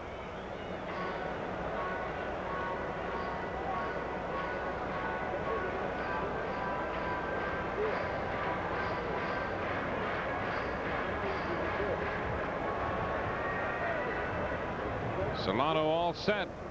The 3-2 is up and in for ball 4, and now we'll see a pinch hitter. Gary Matthews will hit for Sutcliffe. So Sutcliffe, who was out on deck, goes back into the dugout. Gary Matthews has a bat, and Les Moss is on his way to the mound. Sarge hitting .333. All 18 appearances this year as a pinch hitter. He's 6 for 18 with 3 RBIs, and he's getting a chance to hit with the bases loaded. So we've already had 2 grand slams. There's Sutcliffe. He works 5 innings. It was a long afternoon for Rick. He gave up 7 runs, 7 hits, struggled with his control, walking 6. He struck out 3, and he leaves with a 7-run lead. So he has a chance to pick up his 8th victory here this afternoon. And here is Gary Matthews. Bases loaded, 2 gone in the bottom of the 5th.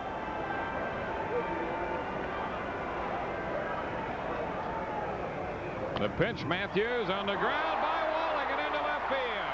Here comes Davis in to score. Dunston will score. Cruz up with the ball to throw to third as Trio stops at second.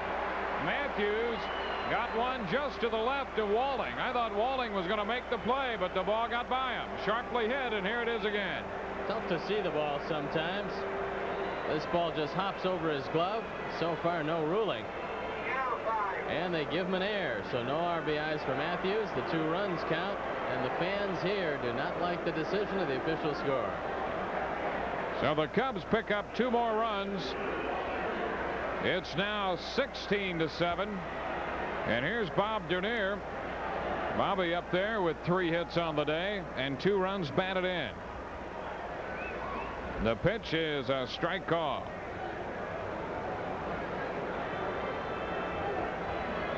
The pitcher, the starting pitcher, Bob Knepper, was charged with an error earlier.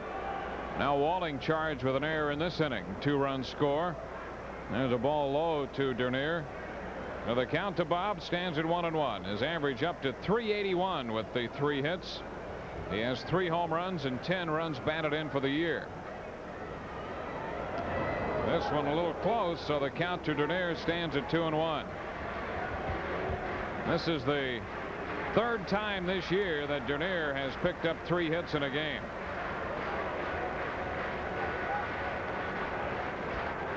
Trio at second, Matthews aboard at first. The pitch low and outside. 3 balls and a strike. Well, Ryan Sandberg is on deck. The Cubs have now scored in every inning. They've scored 2 in this frame without the benefit of a hit. The 3-1 swung on, fly ball, left field.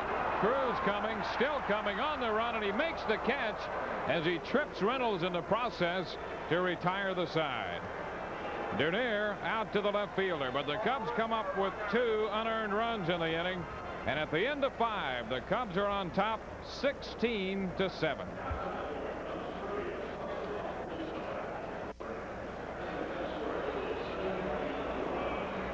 Cub fans, in addition to following the Cubs on WGN, the best way to keep up with the latest Cub news is to subscribe to Vine Line, the official newspaper of the Chicago Cubs.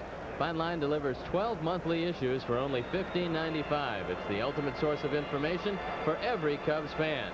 To subscribe, send your check or money order for $15.95 to Cubs Vine Line, Post Office Box 592, Prospect Heights, Illinois 60070. 16-7 the score. The Cubs are on top. We're moving into the 7th inning. And Ed Lynch is the new Cub pitcher, taking over for Rick Sutcliffe, who went the necessary 5 to qualify for the possible victory. Well, you can tell a lot of excitement around the ballpark today. That young fan finding it hard to sit off the edge of his seat, but well, now that Rick Sutcliffe is out, he's relaxing. He figures the Cubs have this one under control. He's going to take a nap, and Lynch at 1-5, 4.47 ERA. Faces Billy Hatcher, who hit the grand slam in the 4th, and he takes this pitch in for a strike. You know, we haven't heard anything about the ball being scuffed the last couple days, Steve. There's a bunt popped up foul, and the count is 0-2. Well, not many of them are getting to the catcher, Dwayne. You can't really appeal it once it's in the bleachers. Ball's being scuffed by the bat and by the ricochet off the wall. Not by the pitchers the last couple days.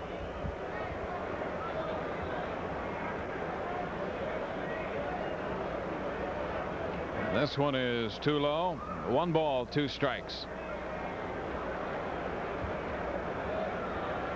Doran will follow Hatcher. There's a bounding ball foul. Hatcher with 5 home runs now. He came into this game running 5th in the league in hitting. He now has 28 runs batted in for the year. Lynch ahead of him. And a pop-up on the breaking ball. Who's going to make the play? Dunston over there in front of Trio. Grabs it for the out. And Trio and Dunston converging. Sandberg initially started in. And I thought initially Lynch wanted Trio to take it. Well, it's up to Eddie Lynch to make the call. Let's watch it again. Eddie Lynch is calling. Now Manny comes over and he says, I can't see it, I believe. And Sean Dunston comes over to make the catch. No harm, no foul. And Bill Doran steps in, taking the first pitch down and in, ball 1. Doran with a home run in this game. He also singled in the 3rd. Out to left with a fly ball in the 4th, and there's ball 2 low. 2 balls, no strikes the count. Cubs finishing this series with Houston, the first series on this 10-game homestand. There's a strike to run it to 2-1. They've had pretty good luck with the Astros. If they hold on here, they'll be 5-1 against Houston. There's a strike, so the count goes to 2-2. Yeah, when you can sweep this club in the Astrodome, you're off to a good start in that season series, and that's exactly what the Cubs have done. 2-2, roll to the second baseman. Sandberg up with it. Rhinos throw to Trio in time. 2 up, 2 down against Lynch here in the 6th. Lynch certainly has been busy.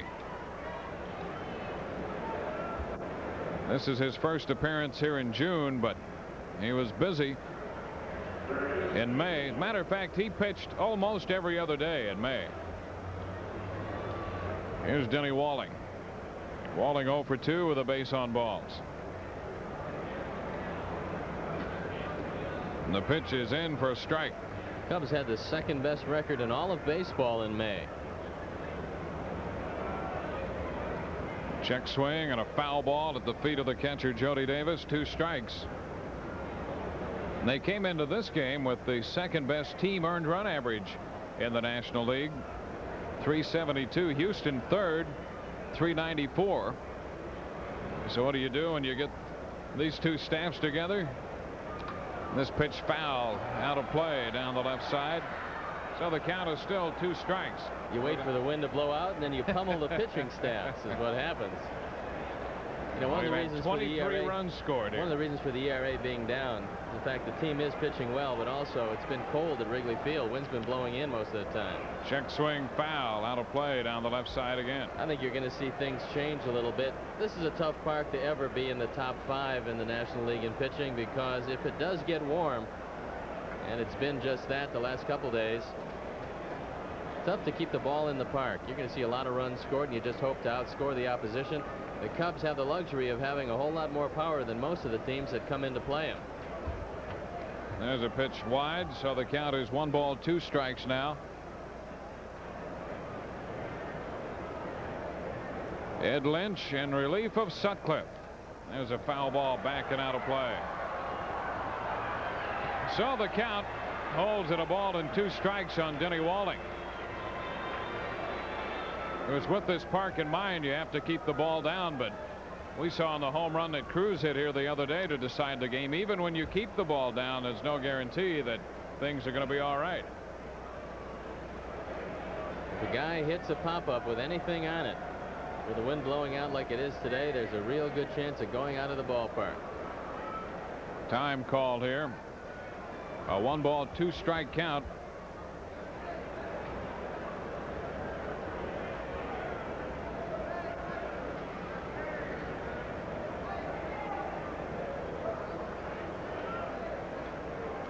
Another foul ball by Walling as he got just a little piece of it. Lynch made an appearance against the Astros in Houston. Gave up a hit in 2/3 of an inning. So this is his 2nd appearance of the year against the Astros. And the 1-2 again. Just a little bit high and outside. We're in the top of the 6th. 2 gone, bases empty for Houston. Now the 2-2. He missed again. Just about the same spot to run the count to 3-2. Walling's one of those guys you don't hear a lot about, but year in and year out he has solid years at third base for the Astros. Now the pitch, and he takes ball 4. Well, he's a very disciplined hitter.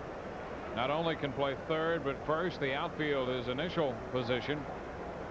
So he's versatile and gives them a good bat. He walks with 2 outs and brings up Glenn Davis. Davis doubled and scored in the 5th inning. He is 1 for 3. He steps in right now. He has 10 home runs and 30 runs batted in. 14 of those have come in the last 2 weeks. He takes a strike. He's been up close to 470 during that period. So after a slow start, he's covered a lot of ground in a relatively short period of time.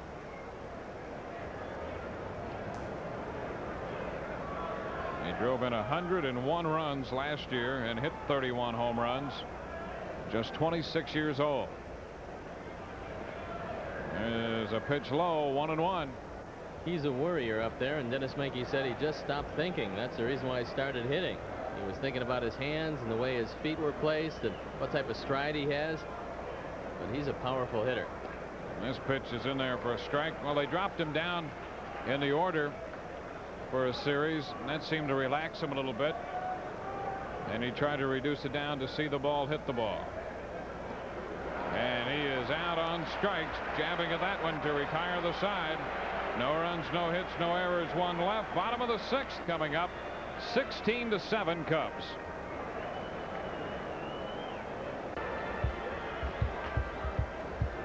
Cubs are on top this afternoon. Wrap-up game of the series against the Houston Astros. 16-7 the score as we move into the bottom half of the 6th inning. Turned out to be a beautiful day for baseball.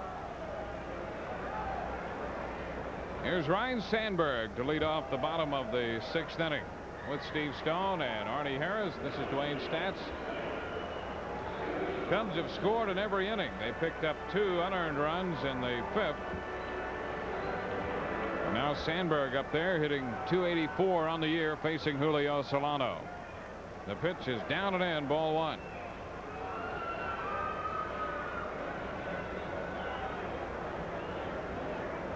Solano, the third Houston pitcher. Sandberg pops it up. Foul ball right side. Glenn Davis gliding over for it, but it's out of play. 1-1. The Cubs trying to even their home record on the year.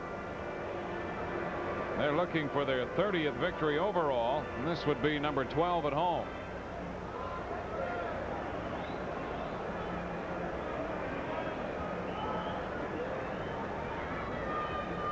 Solano touched for the 2 unearned runs in the 5th inning. There's ball 2, 2-1.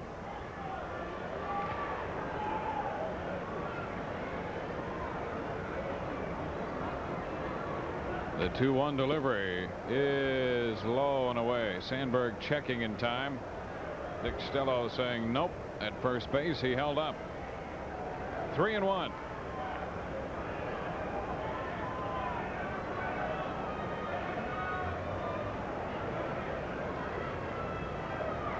Solano all set. The 3-1 pitch is a strike. Came in with a fastball to run the count to 3-2. Cardinals in tomorrow, a 3:05 start. Start of a 4-game series. 3-2 hit on the ground through the right side of the infield. There's a base hit. Sandberg's second hit of the day, and for the Cubs, number 15. Well, Mr. RBI. Awesome Dawson. Andre Dawson due up. I asked Rhino if he'd ever seen a guy as hot as Andre Dawson, and he said not with the RBI that has come through as many times as Andre has the first 2 months of the season. Well, here's Dawson. The pitch, a swing and a foul ball. Strike one. I'll tell you, Yogi Berra gave him a great compliment prior to the game today when they asked him to compare Dawson with someone he had seen, and out came the name of Joe DiMaggio. And that's some pretty heavy company right there. And Andre was very pleased when Jim Fry talked to him about it. He said it's Solano's pitch. Dayette takes it low and outside, ball one. The Cubs with 16 hits.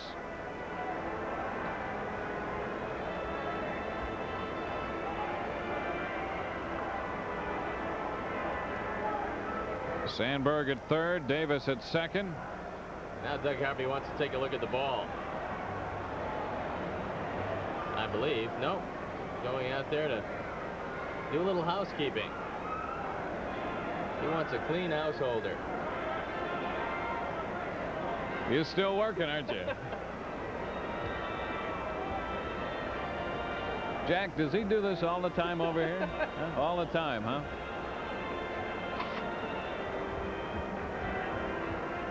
One ball, no strikes. The pitch low to Brian Dayette. 2-0.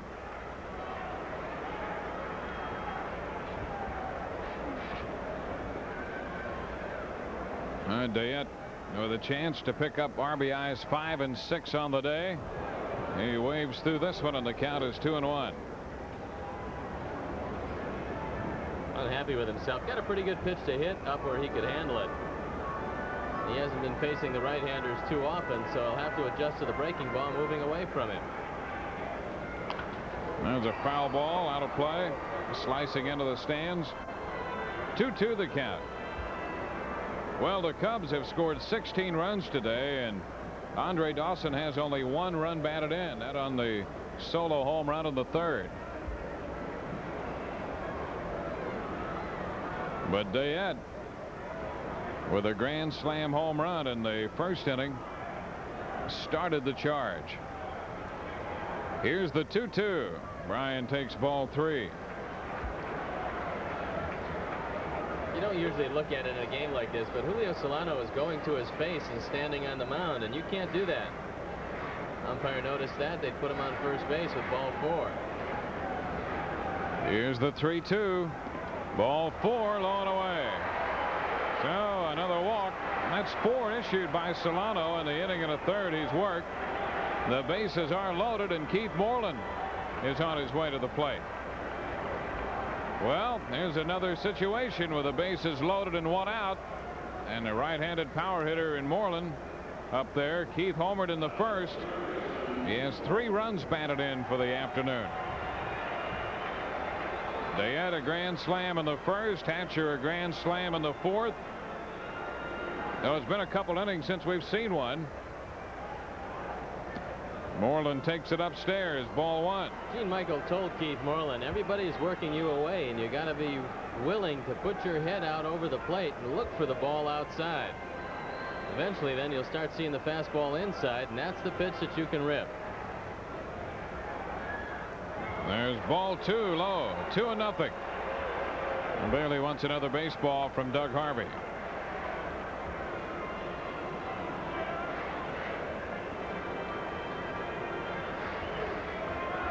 Single, a double, and a walk. Dawson flied out to the center fielder. So they're loaded with 1 gone. Here's the pitch. Swung on and a popper. Left side, Walling and Reynolds chasing it, and it's going to be out of play. So the count goes to 2 balls and a strike. Well, when you're having a good day, those just drop into the first or second row. When you're having a bad day, they stay in just long enough for the man to go over and make the catch. And Moreland today is having a pretty good day, as well as the rest of the Cubs.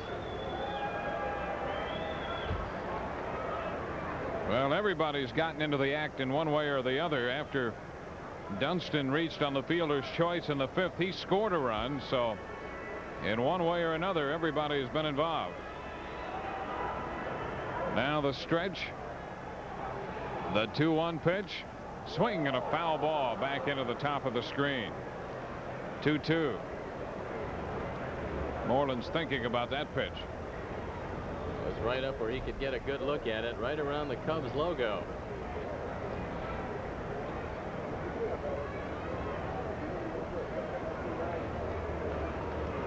Meanwhile, Solano works over the baseball on the mound. There they are. Day at first, Davis second, Sandberg at third. The pitch on the way. Swung on and a high fly ball back into right center field. Hatcher back, and it's gone! Another grand slam! Keith Moreland has hit a grand slam. What an afternoon! Moreland hit it out back in to center field. Hatcher went back toward right center and watched it sail out. And now it's a 20-7 ball game. The 3rd grand slam we've seen today. The 3rd grand slam of the career in Keith Moreland. Julio Solano, the 2nd grand slam he's given up in 3 ball games. And Moreland now 7 RBIs. How about that? They want him to take a curtain call. What a series. Did you see the look on the face of Hal Lanier? Moreland taking a curtain call. Wow.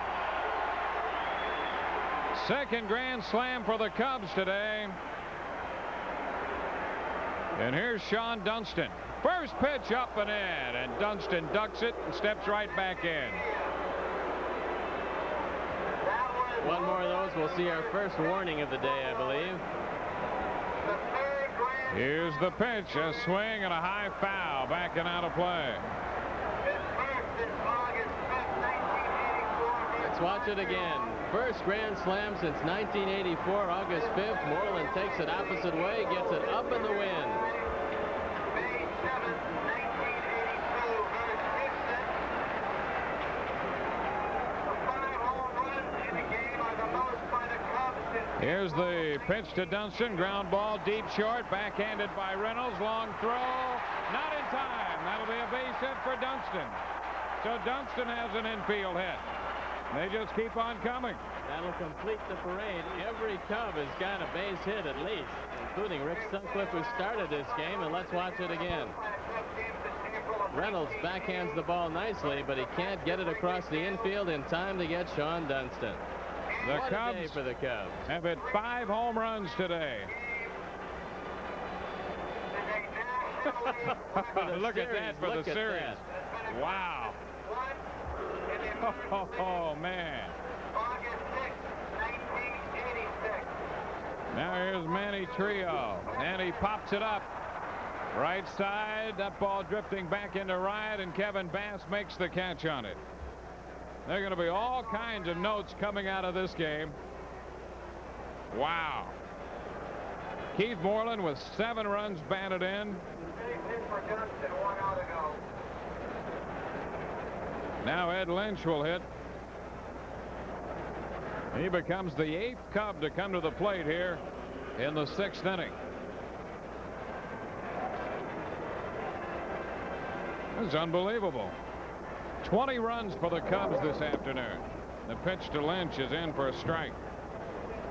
Only threw 6, Dwayne. That's right. We're not finished yet. The 0-1 pitch. Up and in. 1 ball, 1 strike. The highlight film's going to take as long as the game to put on. Here's the pitch. Swing and a miss, so the count is a ball and 2 strikes. That might turn that highlight program into a good 30-minute show. Oh, boy. 20 runs off Houston pitching is the most allowed in the history of the franchise in 1 game. You probably just heard that note. Here's the pitch in there for a strike, and that retires the side. 20 runs, the most ever allowed by a Houston club. We've gone through 6. The Cubs score 4 in the frame, and at the end of 6, lead 20-7.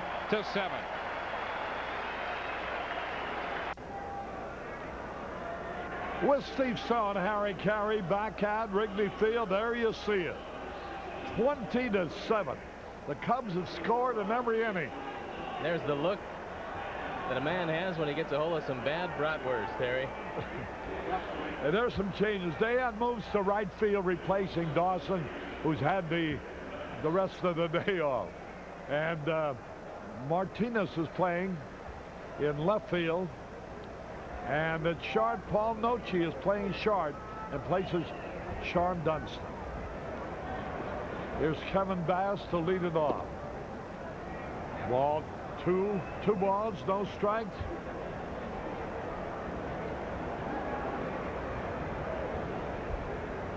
Now the pitch on the way. Swung on. High pop foul. Moreland coming over in foul territory, and he has it. Moreland drove in 7 runs today. I think that's the highest of his career. When you're on the short end of a game like this, it becomes a very, very long afternoon for everybody on the ball club. Mario Puerto from Can, Mexico, watching the game here today.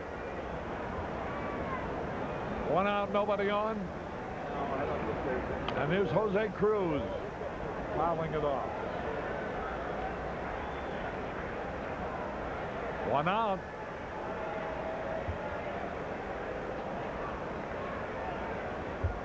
The pitch. And he fouled it back.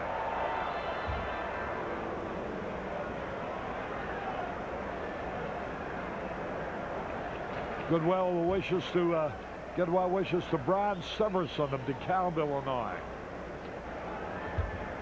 Now the pitch. Slow curveball. 1 ball, 2 strikes. The pitch is swung, and he struck him out.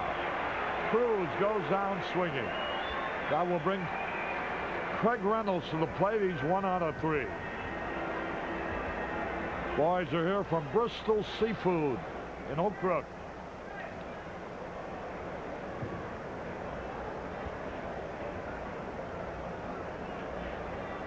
Two men out, nobody on. George Mitchell from Houston, Texas, celebrating his 40th birthday here. There's a strike call.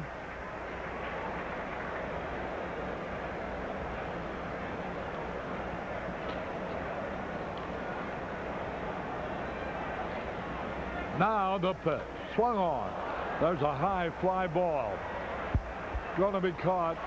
And it is to retire the side. David Martinez took care of it. 1-2-3, nothing across. We go in the bottom of the seventh. The score, the Cubs 20, Houston 7. All right.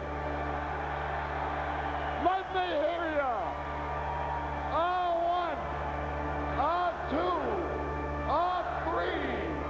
Take me out to the ball game. Take me out to the crowd.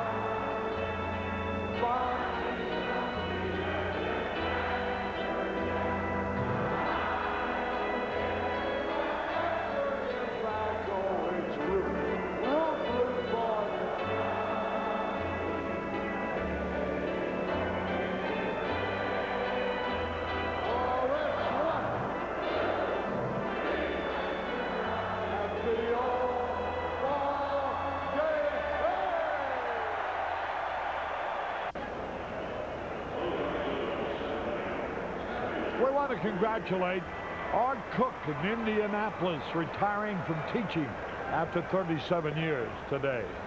And here's Bobby Dernier to lead it off. He's had 3 hits. The pitch a little high. The count is even. The ball and the strike. The Cubs have had 9, 12, 14, 18 hits. Good for 20 runs. He had a cut and he missed. Cubs got 9 runs off Bob Nepper, 5 runs off Dave Meads, and 6 runs off Julio Solano. Nice wire from McAllen, Texas. From the Hambricks. Here's the pitch low.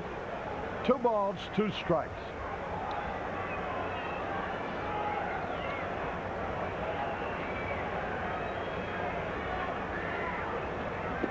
Ball 3 low. Boy, a lot of pitchers are being let in there to take a beating. Meads allowed 5 runs. Solano's allowed 6. Here's a drive to right center field deep. It's going to be caught by Kevin Bass. Kevin Bass hauled in Dernier's long drive to right center. Nice play by Kevin Bass.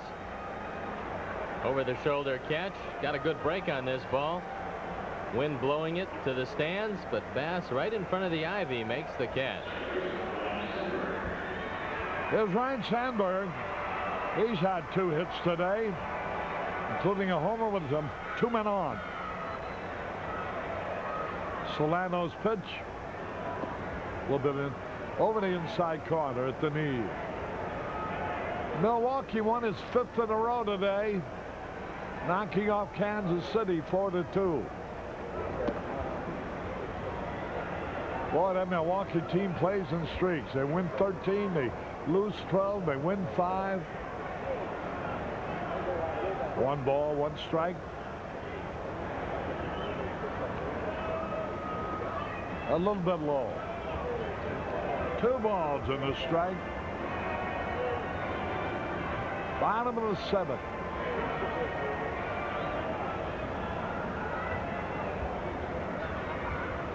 Swung and he missed. 2-2. Philadelphia at San Francisco, no score. In the bottom of the 4th.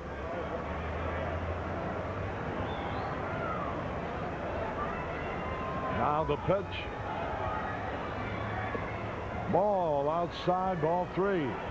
3-2 the count. The Cubs have not been retired in order yet. 1 out. 3-2. The pitch. There's a base hit for Sandberg. His 3rd hit of the day. The Cubs' 19th hit.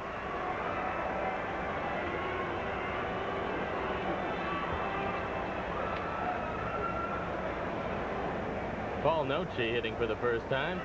He took over at shortstop for Sean Dunston, and there you look at the numbers so far, and he's hit the ball hard a couple times. Had a good run at it in AAA, especially the last 2 weeks where he got very hot. Last Saturday night, the Cubs got 19 hits. They've had 19 today, and they had 18 yesterday. Paul Noche, the batter. The pitch. Swings, and he bounces it foul. Noche has been about 5 times, have 2 hits. Rookie infielder. He replaced Sean Dunston. In the 7th inning. 1 ball, 1 strike. The pitch. A high pop fly in the right field will be caught. Kevin Bass has it.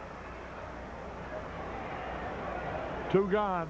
You know, Harry, the 5 runs scored by Jody Davis is the National League high this year. 5 runs in 1 ball game every time he's been up, he scored. Jim Sundberg's going to take over for him now.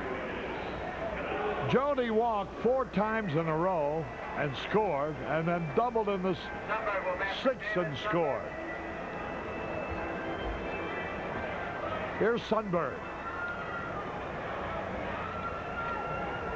Sundberg hitting .212. The pitch. Inside, ball 1. 20-7, the Cubs lead. Last 2 days have been pretty wild days here at Wrigley Field. 18 hits yesterday, 19 hits Saturday, 19 hits today. High.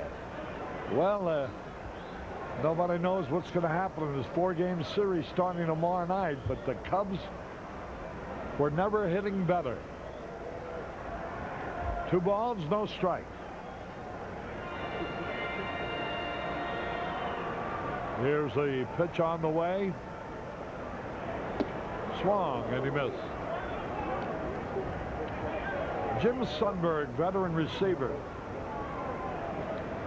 2 balls and a strike. Keith Moreland had 2 homers today, drove in 7 runs. There's a drive way back. It might be. It could be. Out onto the street. Holy cow. The 6th home run hit by the Cubs. That's $1,700, Harry, from True Value Hardware to Cubs Care. Northwestern Memorial Hospital fight against cancer. That has to be an all-time record. I can't imagine they've ever come close to that with 2 grand slams. And the 76th home run of the year if you're playing the Pepsi-Cola Chicago Cubs home run countdown game. Ed Langto of True Value Hardware was here earlier. Saw most of it. Probably floating alone. There's the manager, Hal Lanier, of the Astros. It's 22-7. He's seen happier days. Here's Brian Dad. Over number 2 for Sundberg. That's a 2nd home run hit by Sundberg. It was also the 2nd pinch hit home run of his career. No doubt about that. 2nd pinch hit home run of his career, and it went over the back screen. Here's Dayette. 6 home runs by the Cubs are the most by a Cubs team since 1979. That's the most home runs Versus Philadelphia. by a Cub team since 1979.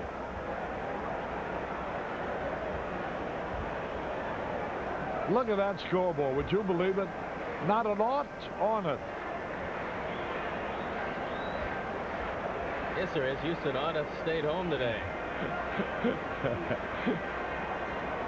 One's of the fewest they made. Swung and he missed. Look at the board. Look at those numbers.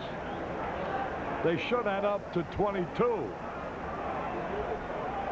9, 2, 2, 1, 2, 4, 2.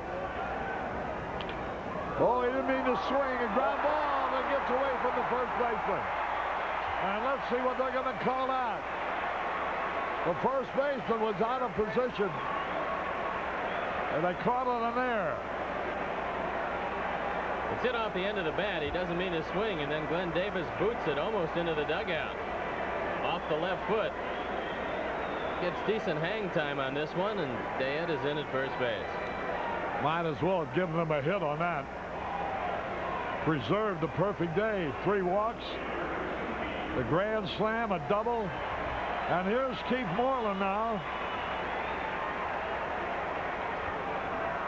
Here's the pitch. Curve strike. I think Keith expected that one in his head. Well, 7 RBIs later, you have a tendency to get some people mad at you if you're looking at the opposition, but he threw the ball over the plate. There's a pitch, strike 2 call. 2 runs are in for the Cubs.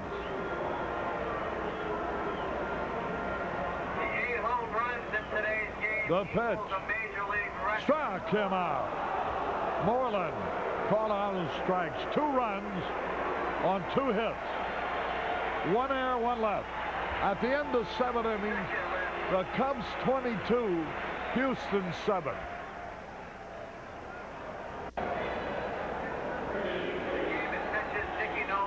Harry Carey back at Wrigley Field. Mark Bailey's leading it off.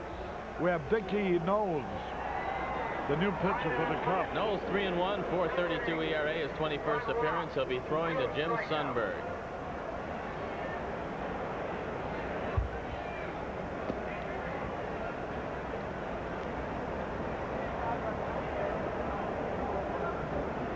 Eddie Lynch pitched 2 innings, allowed 1 run. Dickie Knowles, the count on him, no runs rather. Sundberg not catching. Here's the pitch in there for a strike call.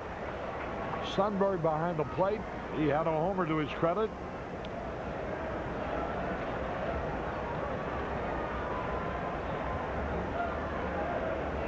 Swung and he fouled it back. 2-2 the count. There's Lee Smith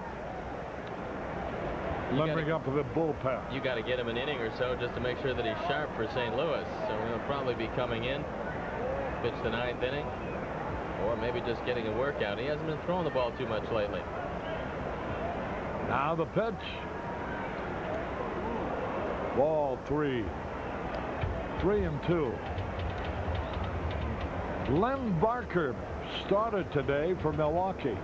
Pitch until the 6th. Here's a pitch swung on, a bouncing ball to Sandberg. Easy out, 1 gone.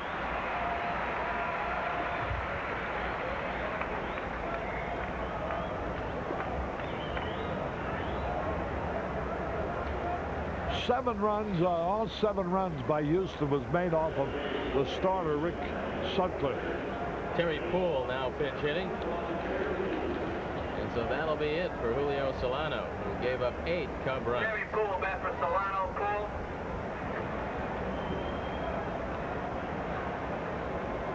Now the pitch. Swung on. Ground ball on. Hey, nice play by Manny Trio. The pitcher covered in time on a beautiful play. Trio to Knowles. Well, the timing was excellent.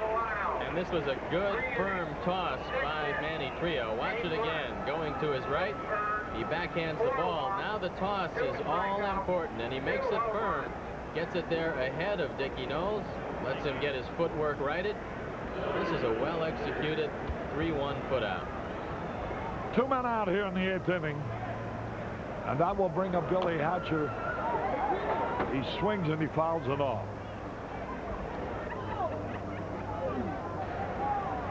The Giants got 3 off the Phillies in the 4th and lead 3-0.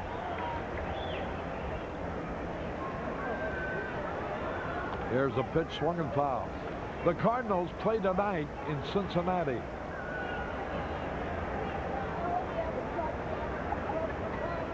New York plays at Los Angeles.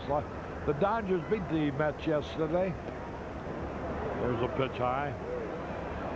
Len Barker was a winner for Milwaukee. Here's a pitch. Oh, it hit him. Hit by a pitch ball. That puts Hatcher on and brings up Bill Dorn. Dan Plesac got the save for the Brewers.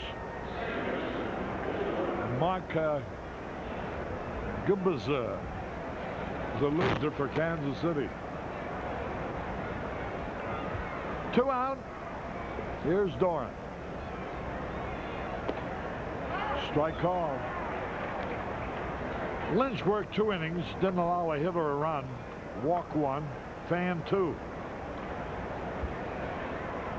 Now the pitch. Curve, strike 2.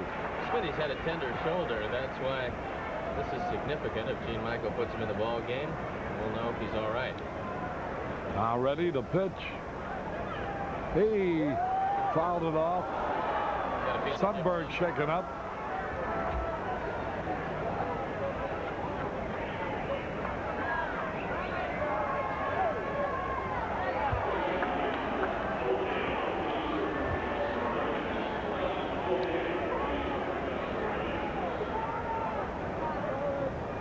Boy, look at that catching position and batting order. Jody Davis scored 5 runs, and his substitute, Sundberg, hit a home run for a 6th run in the number 4 slot. 5 walks, a double, and a homer. The homer belonged to Sundberg with 1 on. The rest belonged to Jody Davis. 1-2 the count. Ooh, ball outside. 2-2.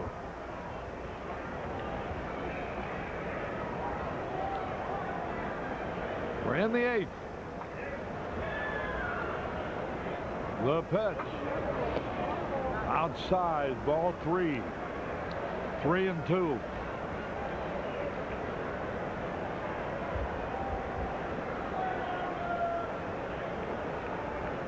Now the signal given. The Cubs with 20 hits today. There's the pitch. There goes a runner. Fly ball in the left field, a base hit. Martinez plays it safely. And it's runners on at first and third. That will bring up Denny Walling.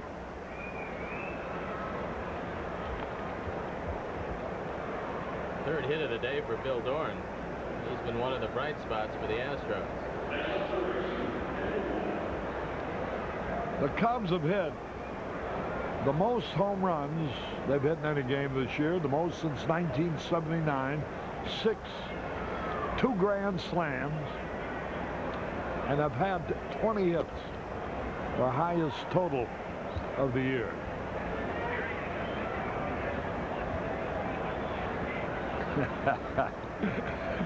One ball, no strikes. A high hopper. He might beat it out. Nope, he steps up second base for the out. Nice play by Paul Noce. Took the high hopper off the bat of Walling and stepped on second base for the 4th out. So, 2 men left on base in the 8th. We go into the Cubs half. The Cubs leading 22-7.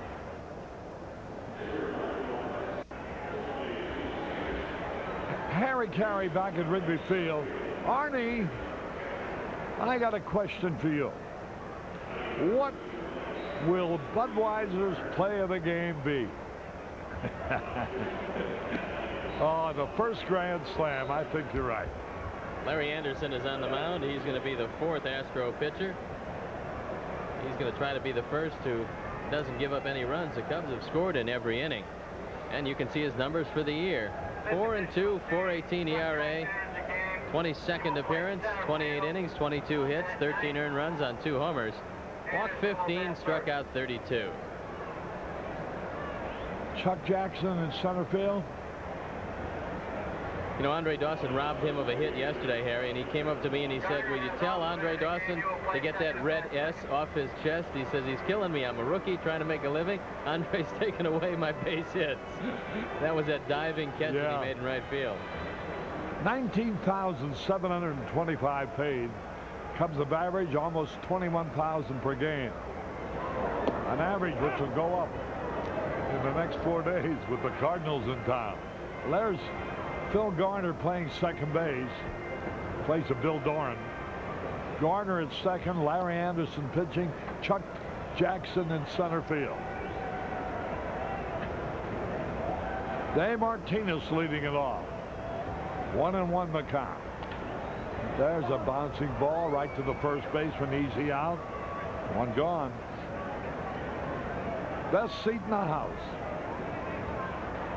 That will bring a Manny trio. Boy, I hope the Cubs aren't tired for the Cardinals series.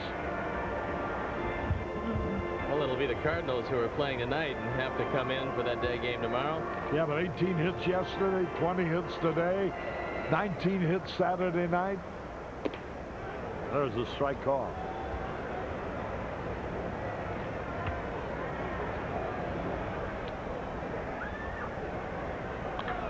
There's a high pop fly. That'll be caught. Kevin Bass is there, and he has it. 2 up, 2 down. And here's Dickie Knowles. Anderson will have done what no other pitcher has done. Pitch a scoreless inning against the Cubs today.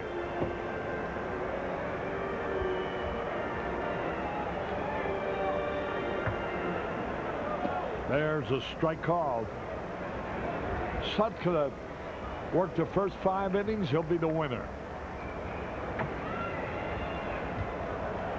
The pitch. Swung and he missed. He had a good cut at that.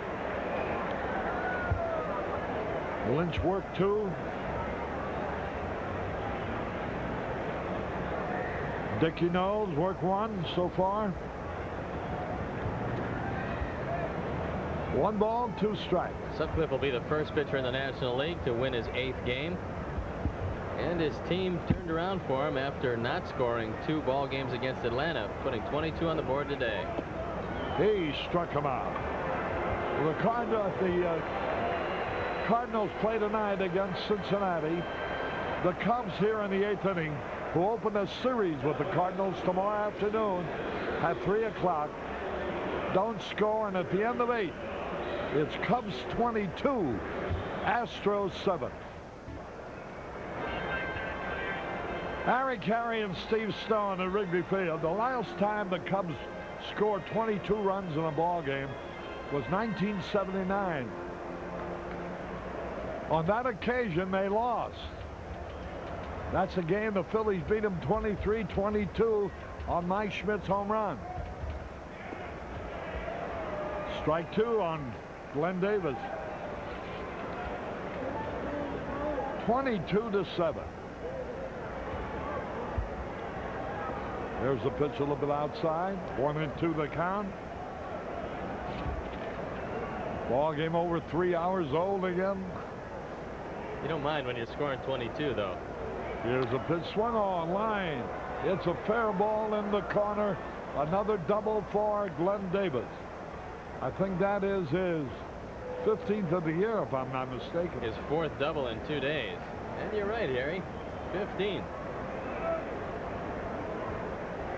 And that'll bring up Kevin Bass.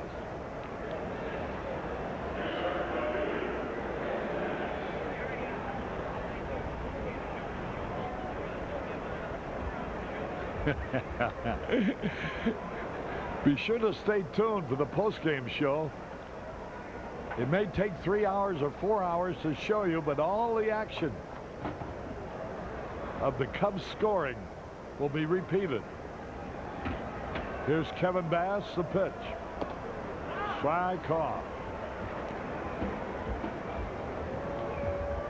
George Justak at least could have brought up a pizza or something, right? 1 strike, no balls. The pitch. Ground ball back to the mound. Holds the runner at second. Throws him out.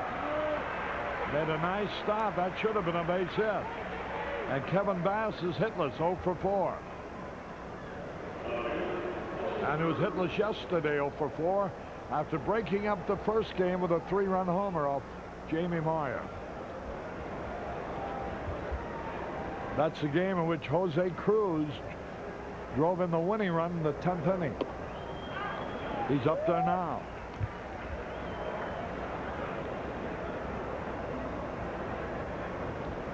The Astros have had 9 hits.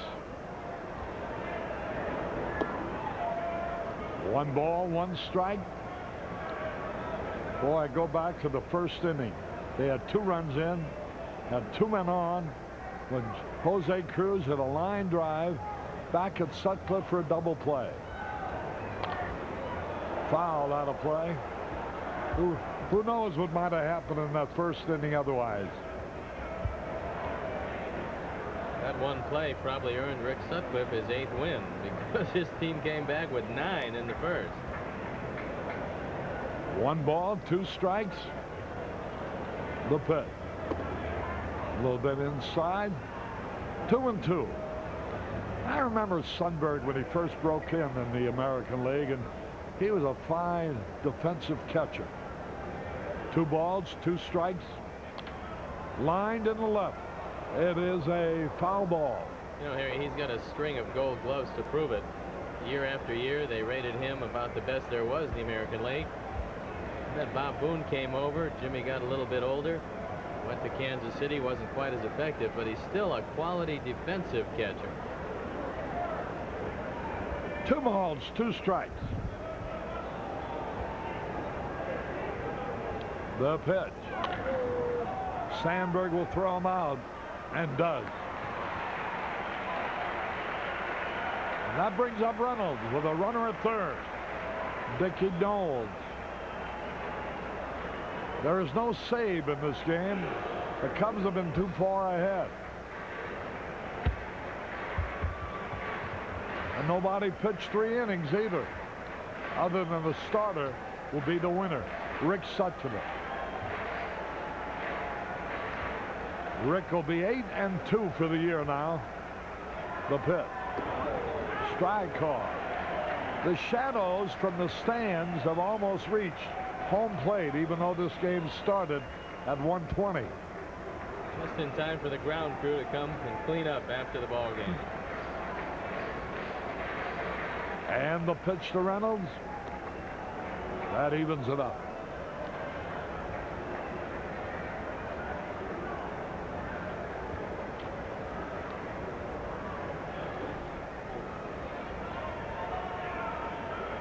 The pitch.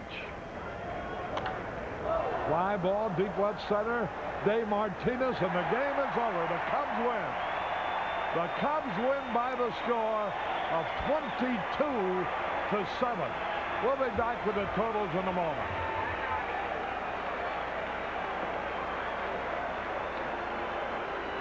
This cow has been very lucky for us. A battle for first place starts here tomorrow.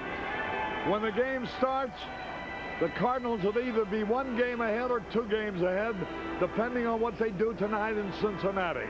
For the Cubs have already won their game. And here are the totals. 22 runs, 20 hits, no errors for the Cubs. Rick Sutcliffe, the winner. He now has won 8 and lost 2. No save involved. The game-winning RBI belongs to Brian Diet, his 3rd of the year. For Houston, 7 runs, 9 hits, 3 errors. The loser is Bob Knepper. He now has won 2 and lost 6. Well, that's it. And win or lose, and preferably win, I'm a Cub fan, and I'm a Bud man, and I hope you are too. With Steve Stone, this is Harry Carey, wishing you all a very pleasant good evening from Wrigley Field, where the Cubs murdered the Astros 22-7. See you later. So long, everybody.